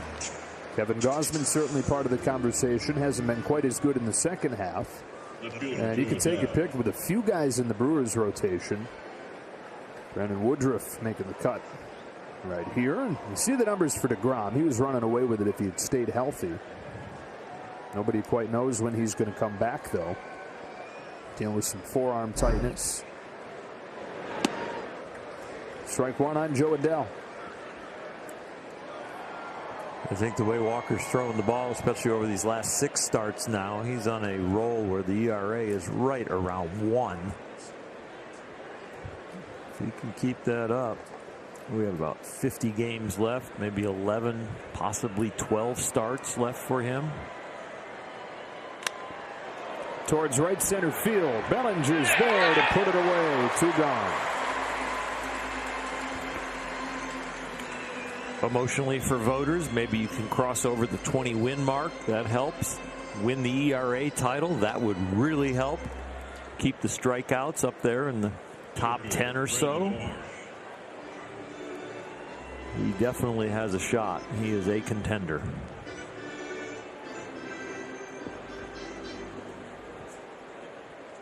Well, he's retired 8 straight since this man walked back in the 4th. It's Brandon Marsh. Been on both times today.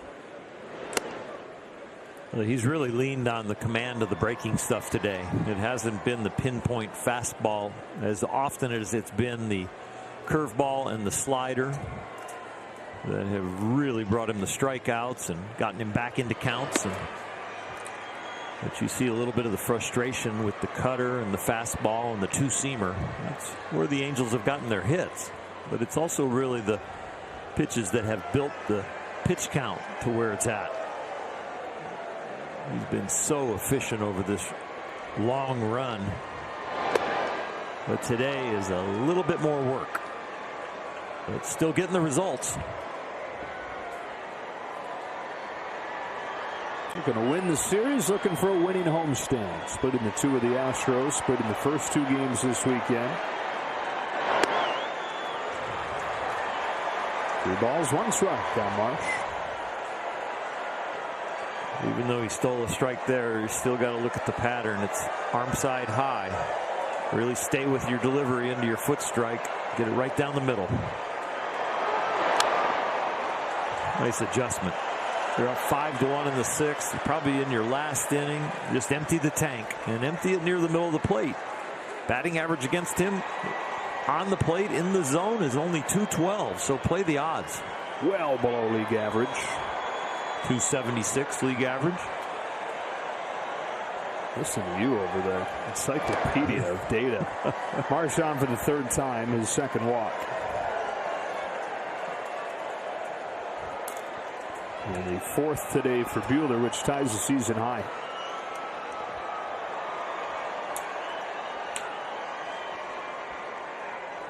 Here's Mark Prior.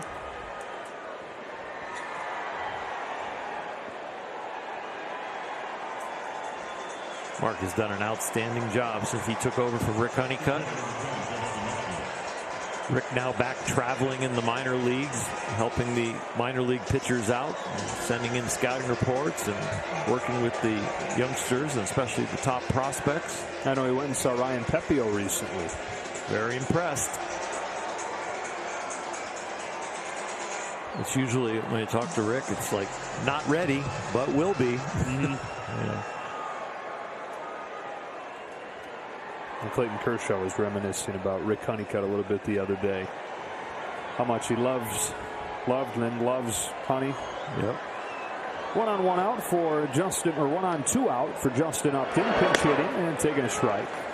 Said the best part was that Honey cared so much about how you did. Like, lived and died with the outing the same way Clayton felt like he did. Mm-hmm.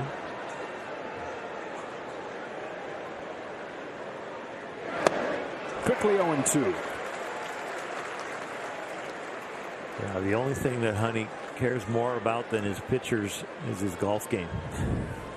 Oh, Debbie, I'm sorry. Yes, and Debbie. Oh, right. It's a toss-up, though. The only thing that Debbie cares more for than Rick is her horses. Here's a little snap throw down there to first. Marsh in there.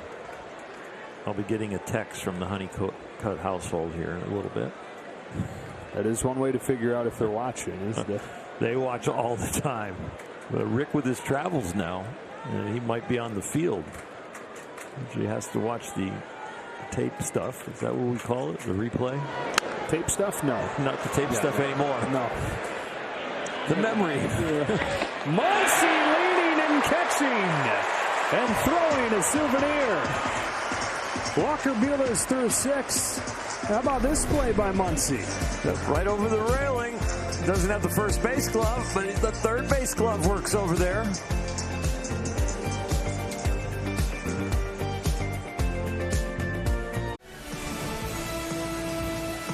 World champion Dodger Baseball on Sportsnet LA is brought to you by Nissan. The model year end at Nissan. Hurry before these deals take off. Shop NissanUSA.com. Dodgers up 5-1 to the bottom of the 6th inning. Who's in, who's out? Brought to you by In-N-Out. Reed Detmer's second big league outing is finished. And into the game comes Patrick Joseph Naughton. His older brother couldn't say Patrick. He said Packy. So it's stuck. Another young man they're trying to look at and see what he's got. And he throws with that left arm, so that's always a challenge for the Dodgers this year, but they're getting better at it. So one guy making his second big league outing gives way to a guy making his first. And he gets strike one and a pinch hitting Billy McKinney, officially ending Walker Buehler's game.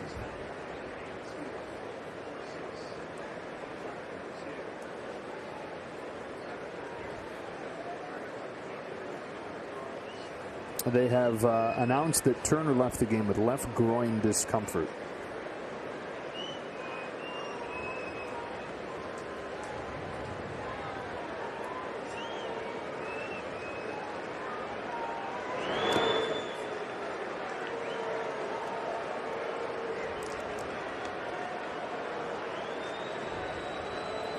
Final line for Buehler. Able to pitch around the season high 4 walks. Picked up the 8 Ks and gave up just 1.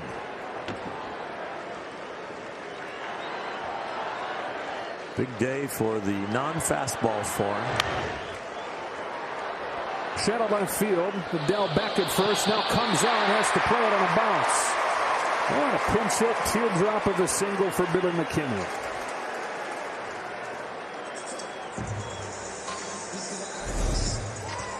Sometimes the tough sky has guys run odd routes in odd speeds, and that was more of a J route to that ball instead of a straight line.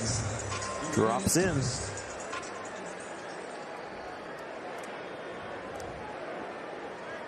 Trey Turner was 1 for 2. Also has a walk, scored both times that he reached. Takes one down the middle, strike 1.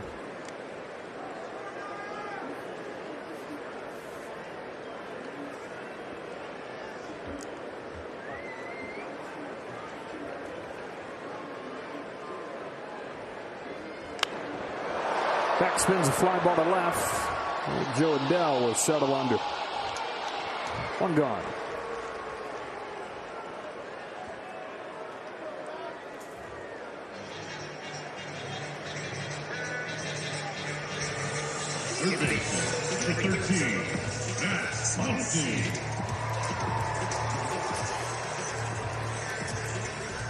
Productive day for Muncy. RBI single in the first and came in to score. Started the game at first, but moved over to third with that injury we mentioned with Justin Turner.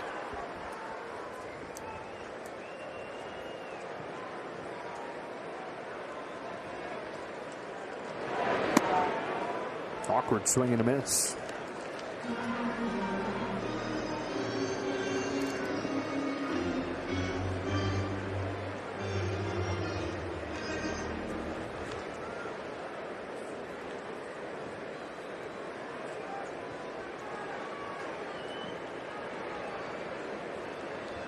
.25-year-old Packy Naughton in his major league debut.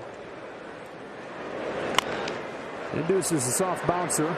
He's only out as at first. Up to second goes McKinney, 2 away.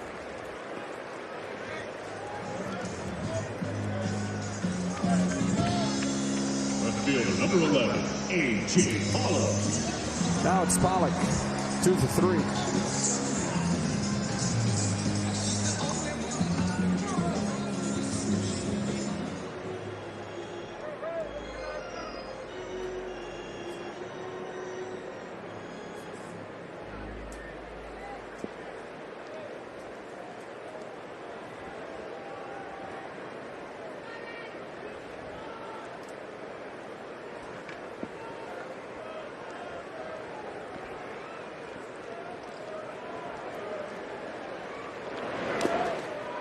1 ball, no strikes. McKinney with that bloop single. Naughton out there. Throwing strikes. They got a fan in the move. Doesn't quite have Trey Turner's speed, although he's very elusive. High step in his way. Into center field, then the right field corner, and he hurdles the sidewalk, crashing into the first row. That was quite the romp. Now he is swallowed up.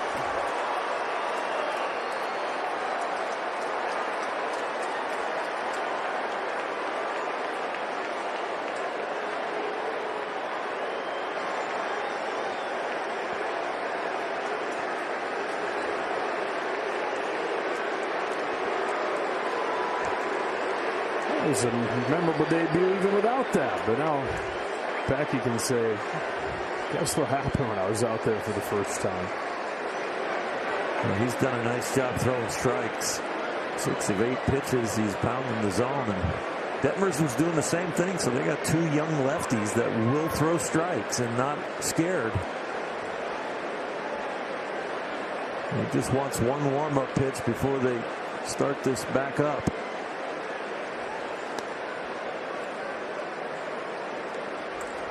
He might have time for more than 1, though, with the delay still.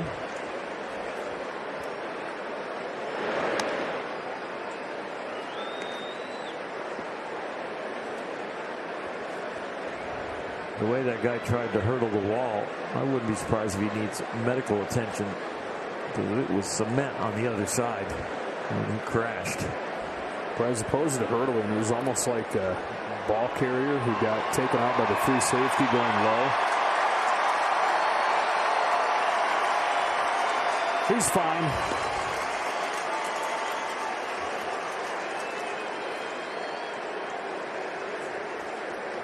Nice round of applause for the security at Dodger Stadium, doing a fantastic job. Per usual.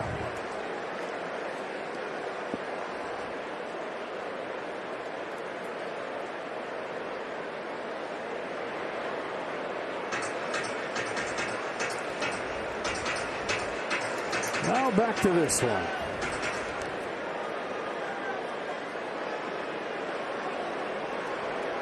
McKinney's the runner at second. 1-0 to count on Pollock. Grounds one through the left side base hit, his 3rd of the day. McKinney comes home. Adell's throw not close. Pollock to second, safe. 6-1 and an RBI hit from A.J. Pollock. McKinney scores on a ground ball from Pollock.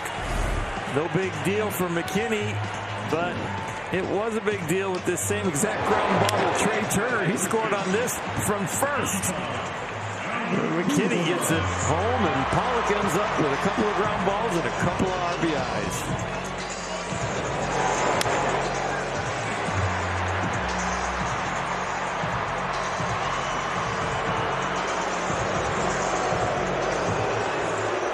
Albert Pujols on intentionally and bring up a lefty-lefty matchup for Naughton with Seager. Corey Seager.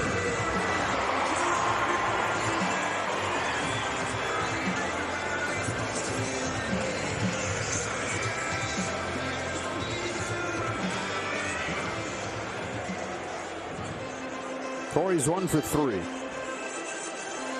Close to 300 since coming off of the IL after missing a couple months with a broken hand.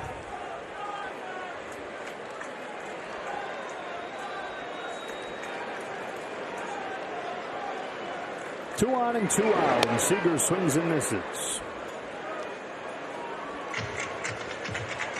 Naughton was looking at a pretty successful first inning in the big leagues. All of a sudden you get the delay, you get the ground ball base hit, and you have an intentional walk to Albert, and you're still in a jam. This game speeds up on you in a hurry. Life comes at you fast. It sure does at the big league level.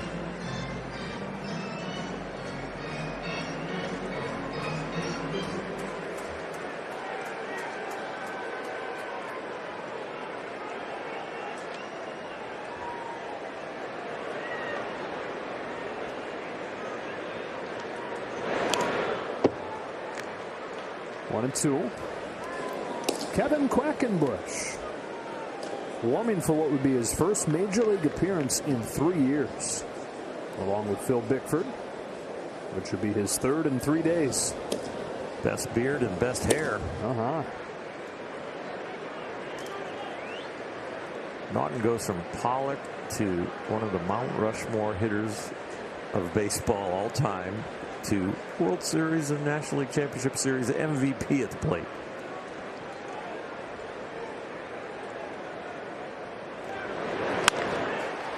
Grounder right side, shifted over there. Iglesias ends the first big league inning for Packy Naughton, but the Dodgers add one on a base hit from A.J. Pollock.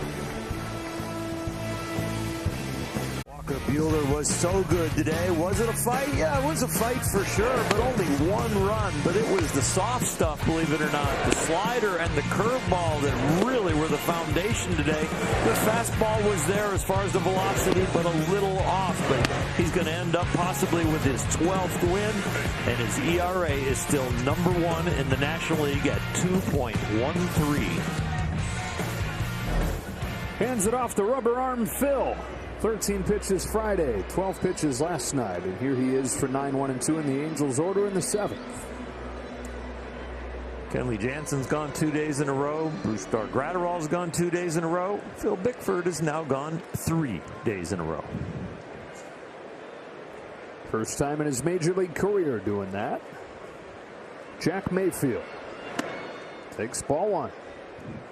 David Vassegh reported that Bickford, between Friday night and Saturday night's games, was doing some early throwing on the field. He had the catcher set up in front of home plate, was working on some things mechanically, and last night looked to really be getting down the hill with a little extra conviction.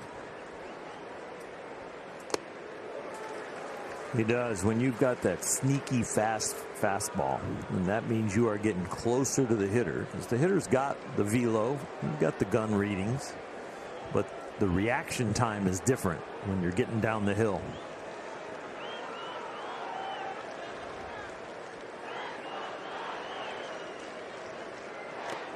One and two.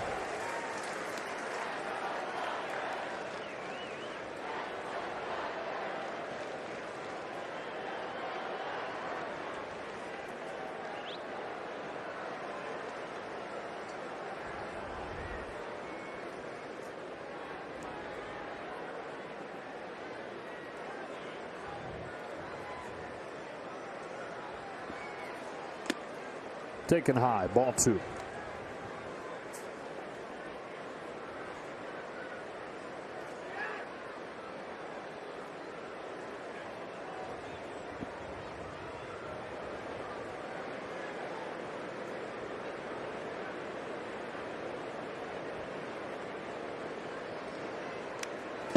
First slider that he throws is fouled back.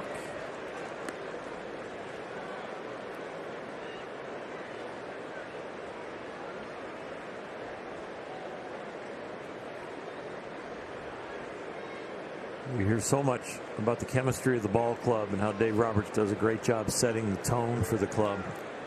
There's also the chemistry of the bullpen and how there's a tone set down there.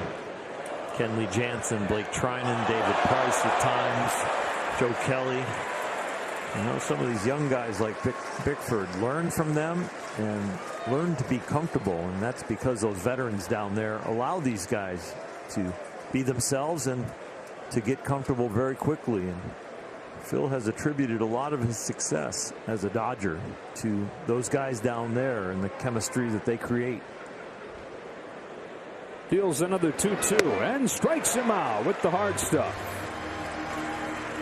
Well, the fastball that just jumps at you, not only does the fastball as a ball jump at you, but from the side view from Bickford, when you get to look at him come down that hill and where he releases the ball and how close he gets to the hitter with that long frame, the drag of the back foot comes out about 15 inches or so, and the release is out over that front leg, and that ball just spins and jumps at the hitter. And I would think they don't pick it up until late either. It's a pretty compact arm swing.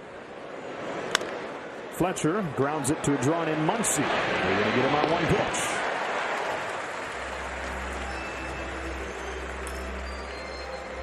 Bickford did his best Punxsutawney Phil there as that ball came across the infield. He had to get down. So Muncy didn't hit him. Did he see his shadow? I don't know if he saw his shadow, but he was definitely down there in a hole. Nice, man. Yeah, have you been saving that one? No, I just was thinking about it as he came off the mound there and just kind of crawled under the grass. I mean, you could have used it on anybody, but you actually pulled the trigger on a guy named Phil. I love it when I impress you. Strike one on Eaton. You impress me daily. Oh, boy. I was just glad I pronounced it correctly. I don't know about that, actually, but it was still good. impressive. I didn't? Okay, thank you. You can always give me the, oh, I knew what you were trying to do. Totally did. Fly to left. A.J. Pollock makes the catch. A 1-2-3-7 for Punxsutawney Phil. Be at Dodger Stadium on Thursday, August 19th, when the Dodgers face the Mets. The first 40,000 fans in attendance will receive a Clayton Kershaw World Champion t-shirt presented by Budweiser. To see the full promotional calendar and to score your tickets, visit Dodgers.com/promotions. Kershaw resting and hoping to be back sometime in September to get ready for the stretch run. Mike Myers on the pitch for the Dodgers in front 6-1, bottom of the 7th. Yeah, beautiful day here in L.A. Sunday day games can sometimes be really hot. It's 84 degrees, though. Bit of a breeze as well. The Dodgers trying to cruise to a Sunday afternoon win and a series win. Taylor to lead off the inning, then Smith, then Bellinger.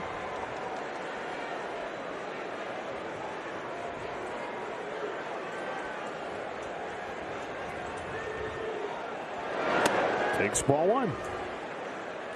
So Taylor went to Virginia knowing he wanted to be a pro ball player, not really knowing what the fallback plan would be. So a lot of times you see, well, when you don't know what you want to do, you're a communications major. I can say that because I was, right? Econ, made business, something like that.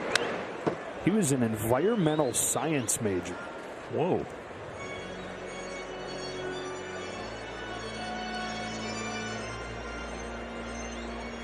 Because he didn't know what he wanted to do. So I'll just study what's around me. Said he saved all the hardest classes, though, for his quote-unquote senior year. He was figuring he was going to get drafted after his junior year. That's a good idea. Yeah, and he did. But if he ever wanted to finish his degree, it wouldn't be like, oh, just go punch those, final couple tickets. Right. Wrap it up. He's got all the hardest courses left. The advanced physics and the chemistry. And wow.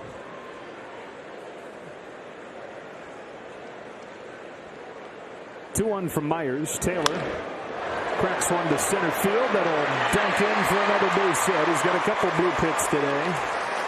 The creator of barrels are overrated. He showed that sign twice this afternoon. Couple of Ks, couple of singles. Continues to keep him hot. If he ever decides to go back and get that degree, he said he thinks that chemistry is going to be the one that gives him fits. He's pretty good at math. The environmental science major doesn't feel like he knows much about science. Well, he could always go back and get his degree and switch majors. Pivot, right. Yeah, a little pivot. But he's got 3 years towards the environmental science major, so. Just see where the basics or where his classes fit the best into the next major. Maybe if it's finance or econ or something. Who knows? If it wasn't going to be baseball, wanted to be a firefighter. I guess you can draw some lines there, the environmental science and being a firefighter. Smith pops this one into the bright sunshine at first and second. Fletcher's got it spotted and makes the catch. Gosselin had no chance there. What a lonely feeling it had to be until our buddy showed up. Yeah, there was no route being run by Gosselin. He was just staring up there trying to find the ball. Watch this. Look how far Fletcher comes. And Gosselin's still like, where is it? Where is it? Okay, Fletcher, I've got it. He had the better angle. And he's also always engaged in the game. Like, I can figure out how to catch it. And he just barely did. One on, one out for Bellinger, who is 0 for 3.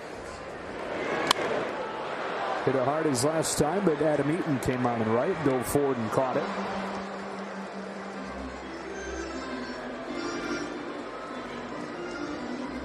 Only spot in the order yet to reach today. Will Smith reached. Oh, that was intentional walk. Yep.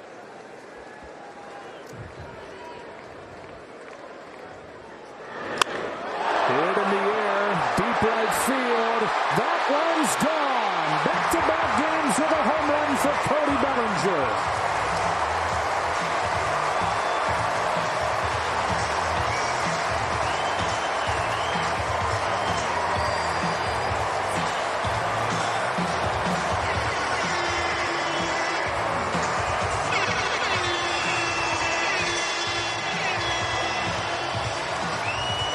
Talking about the strength of his shoulder and the rehab and what they're doing to strengthen it. Well, this time it was very accurate, and it's on a high fastball, 95 miles an hour. One that we've seen him swing through, whether it's away or in. This one he catches up to and gets the barrel on it. Well gone. Bellinger with his 7th of the year, and it's 8-1. Now Matt Beatty pinch hitting out of the 9 spot. Strike one. So Bellinger only 7 home runs, but twice he's gone on back-to-back days. Did it in late June against the Cubs. Does it here in early August against the Angels.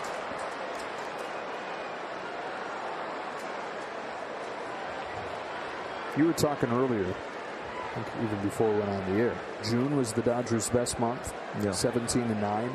They're going to need a month like that at some point to win this division. Like that or better. Or better, yeah. The way the Giants are playing. They need to catch fire like the fighting Phillies. 8 in a row. That's who the Dodgers are headed to play on Tuesday.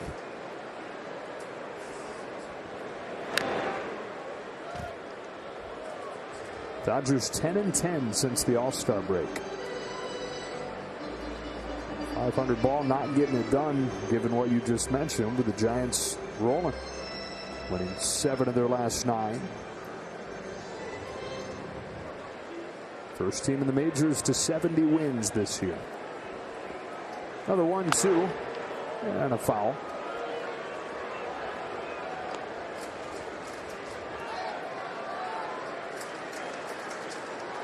As ugly as the diary has been for the Dodgers in close games and extra inning games, if somebody was keeping a diary on the Giants' wins and how they're figuring it out, it would be an interesting story.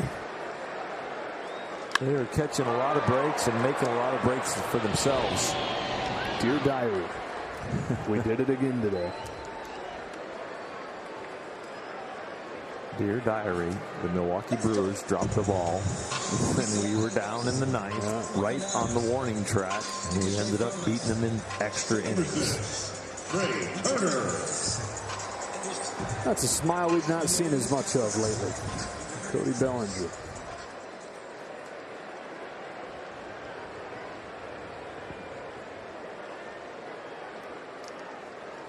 Back to the top, Trey Turner. Reached twice, scored twice. We got to see the speed of Turner. Obviously part of what defines his game. So he and his wife Kristen had their first baby recently. And they named him Beckham Dash. An ode to Trey's speed. Wow. Love it.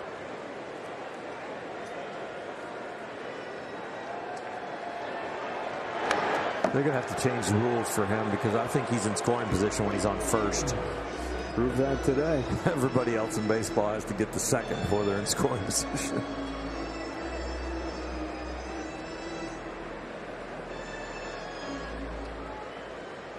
Not just the speed, but the pop as well.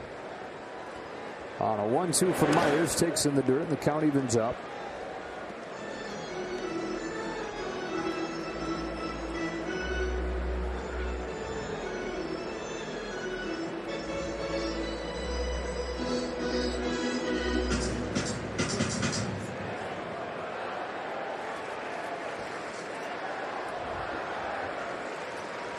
2 gone in the 7th. 2-2 pitch to Trey Turner is cut on and missed, strike 3. But the Dodgers add 2 on Cody Bellinger's second home run in as many days. They lead at 8-1 to the 8th inning on this Sunday afternoon.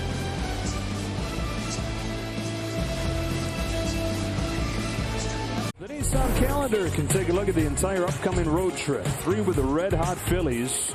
Now, the Phillies being red-hot has come at the expense of the New York Mets, who will be the team the Dodgers play on the back end of the trip. Mets have been in first most of the year, but just got swept by the Phillies, who have won 8 in a row.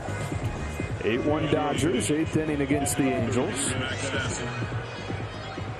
And on for his Dodger debut, 32-year-old Kevin Quackenbush, his Dodger debut in his first game in the majors since 2018. Outstanding numbers down in AAA. 30 appearances, a .61 ERA. Strike 1 on the 3-hitter, Max Stassi. He was the closer down there. He was doing very well. Parts of 4 seasons with the Padres. 2018, 10 games at the Reds. And then actually spent 2019 in AAA with the Dodgers. Was a AAA All-Star that year.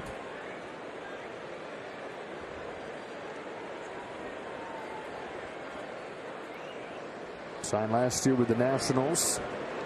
And he spent the first month at the alternate site before they released him. Drops a breaking ball in there to get ahead 1-2.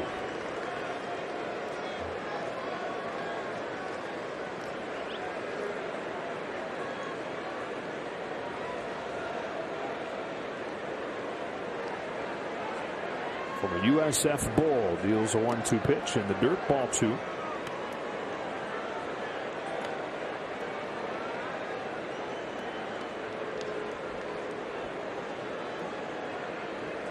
Slow breaking ball, looks like the out pitch. 78 miles an hour. Breaks sharp when it gets into the hitting area. Fastball so far not topping out even at 90 miles an hour. So looking for the high fastball, and the slow breaking ball is the arsenal so far that we've seen.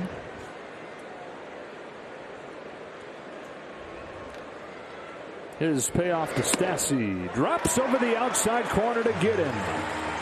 A strikeout. The first batter that he sees in a Dodger uniform. A spinner that he gets a little edgy with. And what a way to endear himself to L.A. Toast of the town, because he just got everybody jumbo jacks.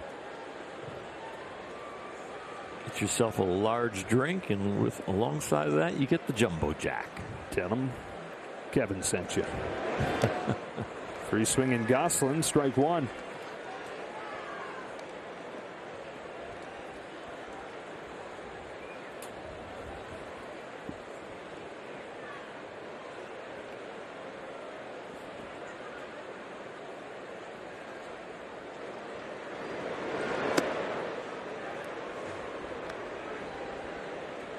We were talking about his numbers at AAA. It made me think of, wanted to ask if you saw what happened with the Greensboro Grasshoppers the other day, the position player that pitched. Do you happen to see that? No. It's a ground ball inside the bag. It'll sneak its way by Pujols. Bellinger hustles over to grab it, and Gosselin settles for a 1-out single. So they had an outfielder pitch. They ran out of pitchers in extra innings. His name's Will Matheson. He comes in, gives up 6 runs. Right, he's a position player pitcher, not a big deal. So they're down 6 going into the bottom of the 12th. They start to rally. He comes up to hit with the team down 3, bases loaded, 2 out, and hits a walk-off grand slam to make himself the winning pitcher after giving up 6. Don't look at my ERA. Look at my RBIs and win total. Strike 1 on Iglesias. It's a good time to retire as a pitcher. Yeah.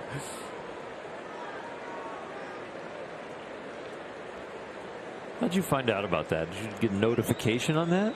Rick Krajewski sent me the link. So yes, I got a notification from Rick Krajewski. Opposite field base hit for Iglesias. How do I get that on my phone? Got to be really nice to him. Okay. Breaking ball. A couple of balls there to right field. The first one wasn't hit that well, but they've been both hit accurately into the hole.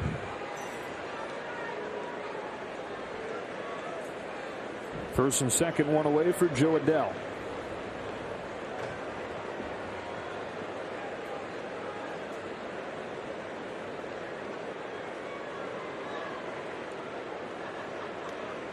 Another guy in this game with Louisville connections. That's where he's from.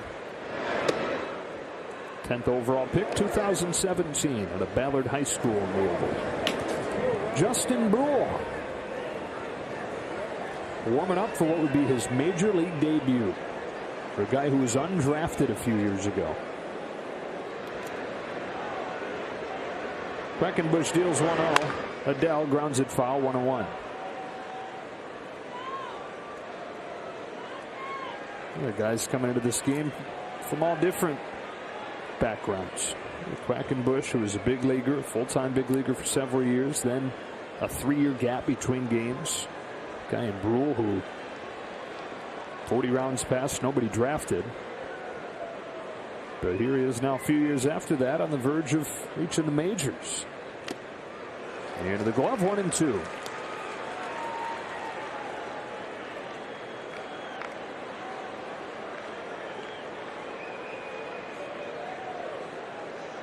Even though Kevin doesn't have a lot of velocity, he's still got a 10-mile-an-hour differential between the fastball and the slow curveball. So he can upset hitters' timing. He also missed some barrels.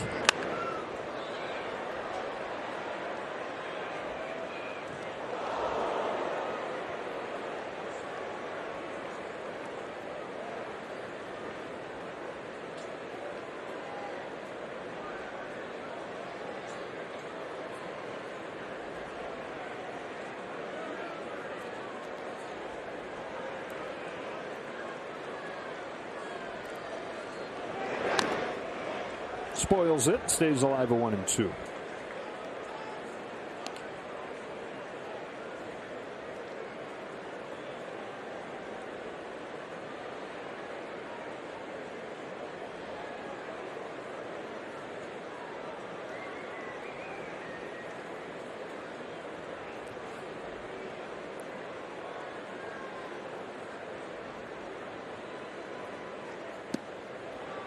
Good take, 2-2.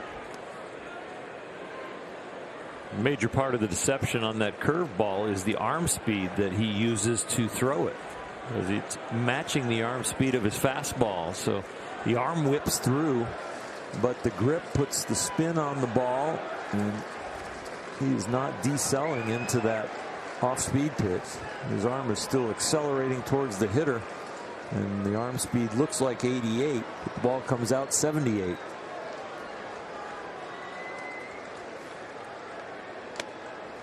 Full count.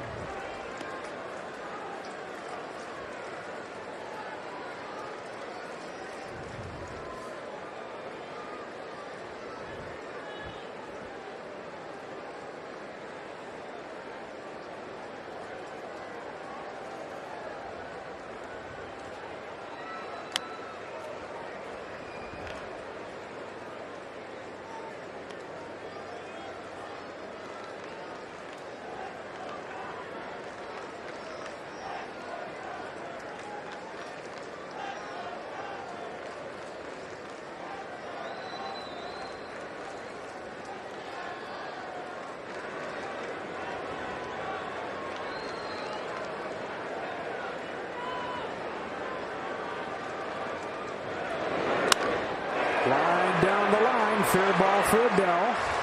Into the corner to bring home Gosselin. RBI double for Joe Adell, his second double of the game, and it's 8-2.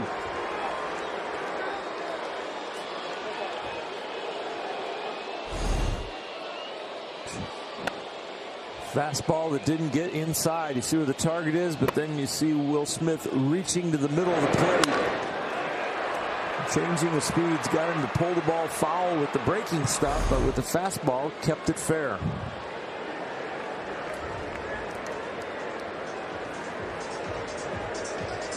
So it looks like that's going to do it for Quackenbush, who makes it back to the majors after 3 years away. And now Justin Bruihl makes it to the major leagues for the first time. Bruihl from undrafted to the major leagues, making his big league debut here out of Petaluma, California, and Cal Poly.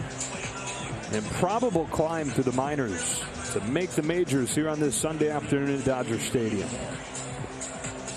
Outstanding numbers to justify the call-up. Strikeouts more than the innings pitched. The strikeout to walk ratio really good. That whip under 1. Thrown into a very tough situation for your first big league outing. You got a nice lead, but you got runners on second and third and 1 out.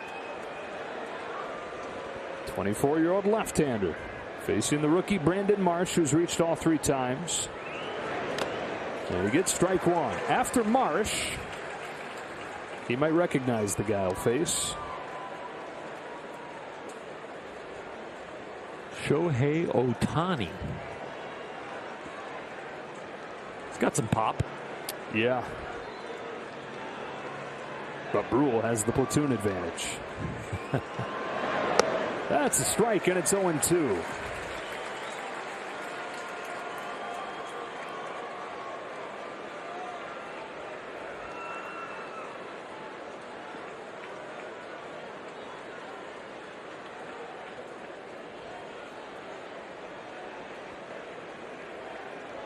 His 0-2 pitch strikes him out. Good morning, good afternoon, and good night. First batter that he sees in the majors. Oh yeah, authenticate that bad boy.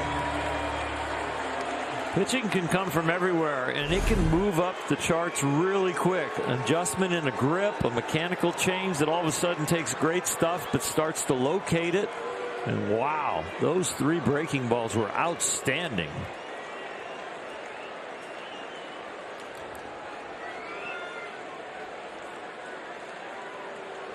Hitter number 17, Shohei Ohtani.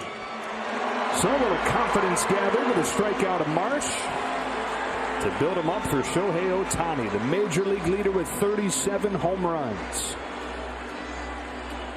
2 plate appearances in this series, both pinch hitting. Ohtani exclusively the DH offensively for the Angels. Put on intentionally Friday and was struck out by Brusdar Graterol last night.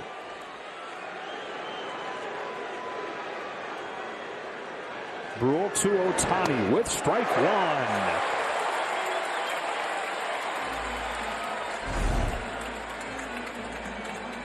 He has just hit that spot perfectly. I mean, this is where you pull your hat down real low and don't look at the hitter and just try and execute the pitch.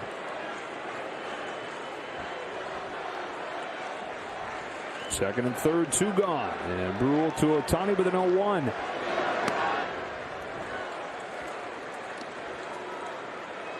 Excellent location again. Head in the count, see if he wants to stretch the zone.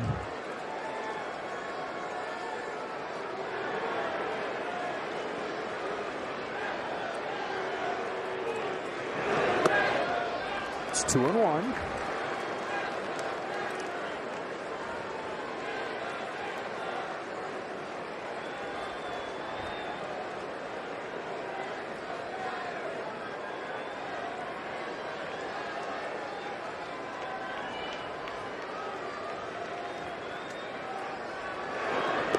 And now ball 3.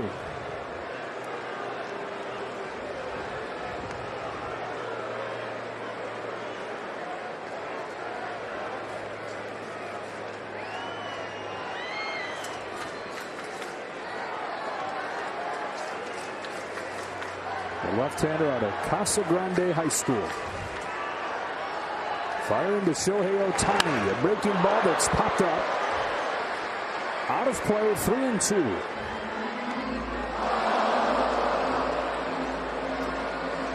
He's got to give him a little confidence. It's just kind of a get-over 3-1 breaking ball, and Ohtani wasn't on it completely.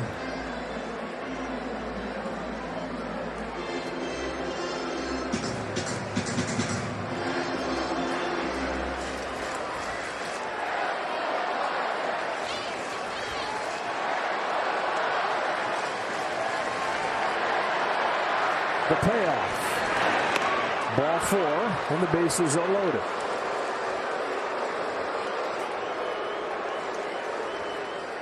So Brule strikes out Marsh, walks Ohtani. And up comes Jack Mayfield. Jack Mayfield.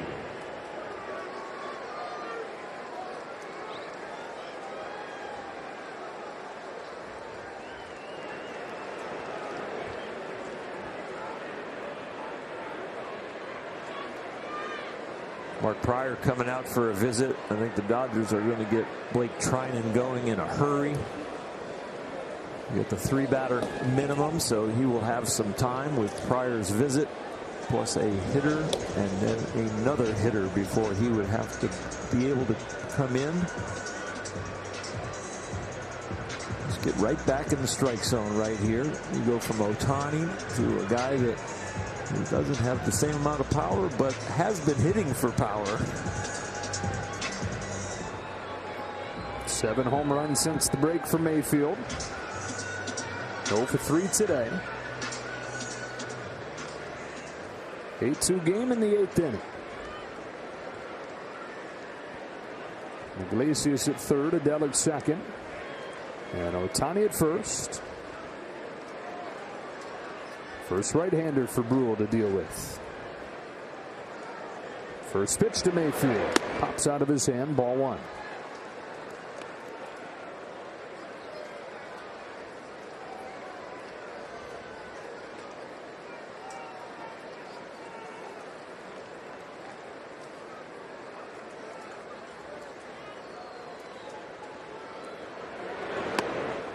Two and up. The bullpen catcher has just gotten down for Blake Treinen. I think he would probably need one more hitter to get loose. This does fulfill the 3-batter minimum for Brule. That's a strike, 2-1.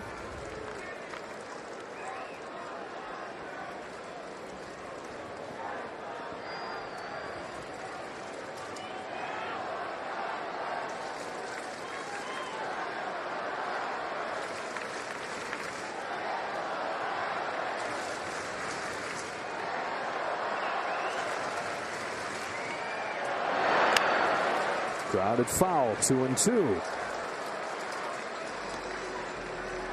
A couple of big pitches to get back in this count.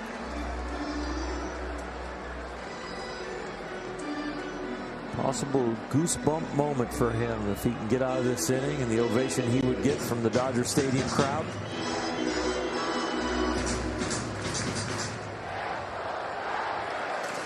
Bases loaded, 2 away. Big league debut for Justin Brule. His 2-2 pitch. Tap back to him. Thought about coming home. Thought about going to first. He'll come home and get out of the inning. Welcome to the Major Leagues, Justin Brule. 8-2 game to the bottom of the 8th. 8-2 Dodgers. Very good down payment on another win for Walker Buehler, but Trey Turner getting things done with his legs. Albert Pujols doing it again with the bat. We got the burner Turner, and we got the Rock, Albert Pujols, big fly. Make sure you join us for access after the game. All right, guys, Shohei Ohtani, who's played a total of 7 innings in the outfield this year, stays in and will play right. Adam Eaton goes from right field to first base. First time in his career playing in the infield. And Phil Gosselin from first to third as Sam Selman comes on to pitch. Do you think Ohtani has a strong enough arm to play right field? I think he could probably fake it. Yeah. Well, I would like to see him throw the ball to third base. 1-0 on Muncy. But we have Bellinger at the other night from center field. 98. 98, yeah. Ohtani probably break 100. 2-0 on Muncy. RBI single in the first, lined out, grounded out, and he got hit by a pitch.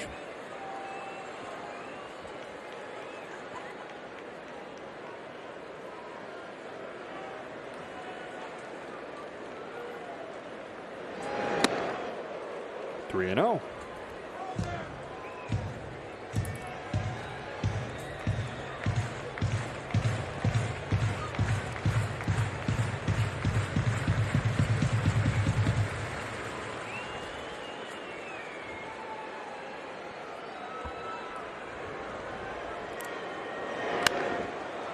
Green light, 3-1.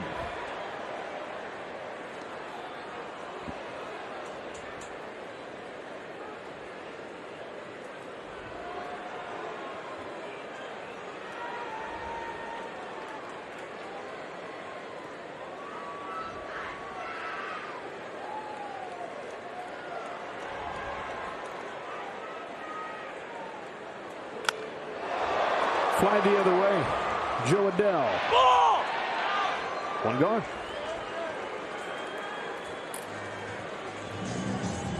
Selman, a former Giant. Giants won earlier today, 5-4. Dodgers trying to hang on here, stay within 4 games of San Francisco. A.J. Pollock comes up 3 for 4 with a pair of runs driven in. Looking for a third 4-hit game over the last month.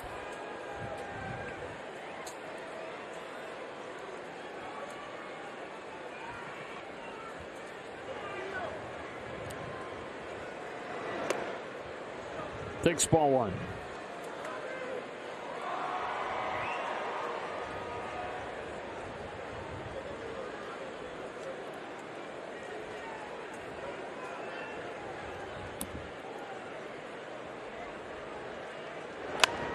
I'm sure it's a good problem to have if you're Dave Roberts, having to find a way to keep A.J. Pollock in the lineup.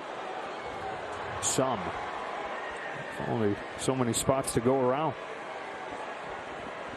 Fun to see good guys do well. Yeah.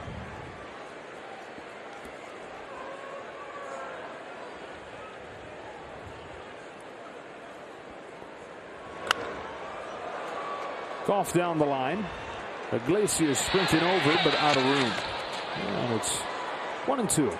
He almost hit that one a country mile. That was one of those breaking balls that's kind of just laying there on the inner half, belt high.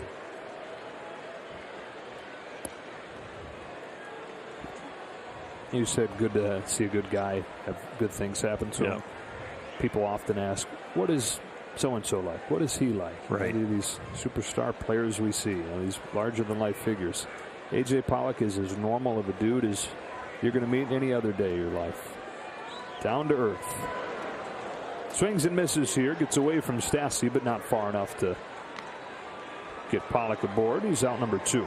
The guy you want to marry your daughter. As high a standard as you can get.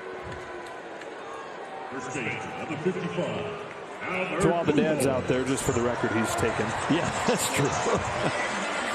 Here's Pujols. Another amazing man. That's why all the Dodgers, all his new teammates have really gravitated to Albert. It's like the whole big leagues gravitates to Albert. Behind the cage, when the opposing team comes out to stretch, go through their workouts, they all want to come over and either A, already have a relationship with him, or B, want to meet him, and he is willing to take time with everyone. Father of 5, Albert.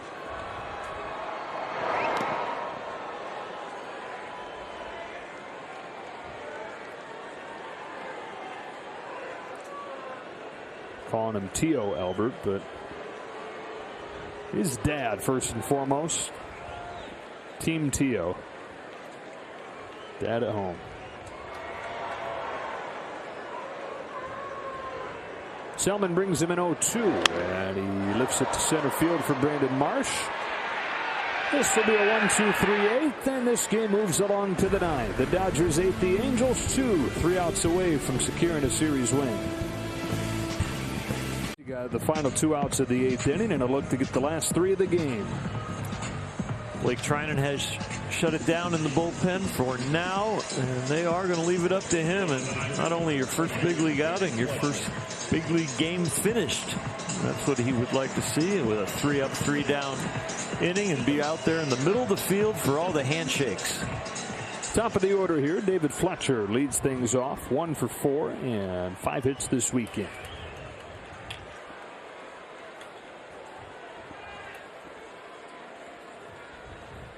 Starts him with a strike. Off day tomorrow as they travel to Philly. Max Scherzer with his second Dodger start on Tuesday, 4 o'clock here in L.A. David Price on Wednesday, and then on Thursday, Julio Urias. 10 a.m. start time for that Thursday game. Road trip continues up to New York. 3 with the Mets. Needs to be a winning formula for the beginning of the road trip against a very hot team. The hottest team, 8 in a row for those Fighting Phils. They will miss Zach Wheeler, who we mentioned fired a complete game 2-hit shutout today.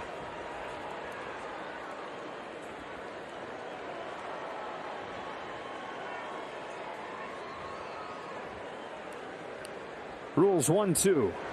Fletcher reaches out, pokes it up the middle. Trey Turner, soft hands on a short hop, gets him.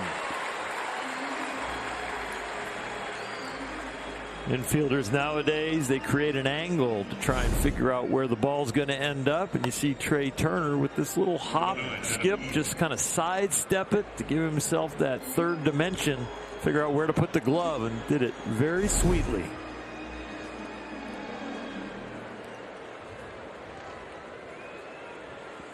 One away, 9th inning. Adam Eaton grounds the first one to Turner. This one a little more routine.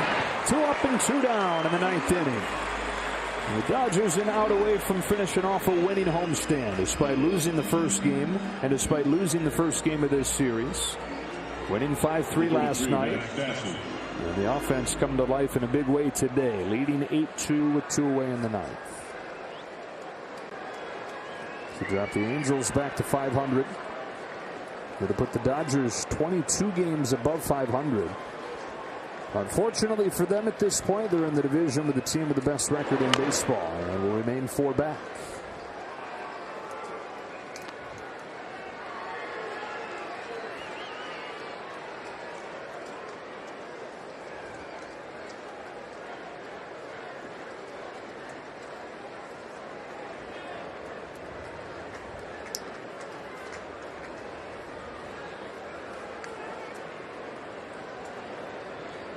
Here's 0-1. Ball 1.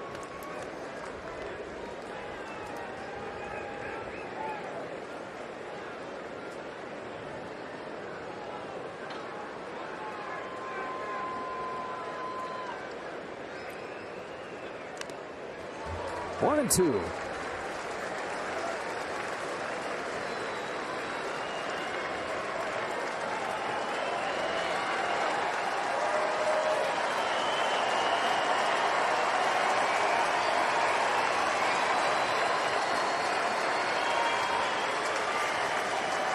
Justin Brule fulfilling a dream, trying to finish this game off. He does.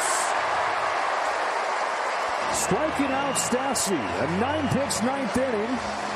His first big league appearance ends with him on the mound and an 8-2 Dodger win. His first batter was a strikeout, and his last batter of the game was a strikeout. Congratulations, Justin Brule, and congratulations, Walker Buehler, on your dozen wins here in the 2021 season. So the Dodgers take this series from the Angels. The season series ends 3-3. And they keep pace with the Giants, 4 games back, going into a tough East Coast swing. They're off tomorrow. They open things up in Philadelphia on Tuesday. 3 with the Phillies and 3 with the Mets. For Oral Hershiser, David Vassay, and the rest of our crew, Joe Davis saying so long from Dodger Stadium. Stay tuned for Access Sportsnet Dodgers, and we'll talk to you Tuesday night.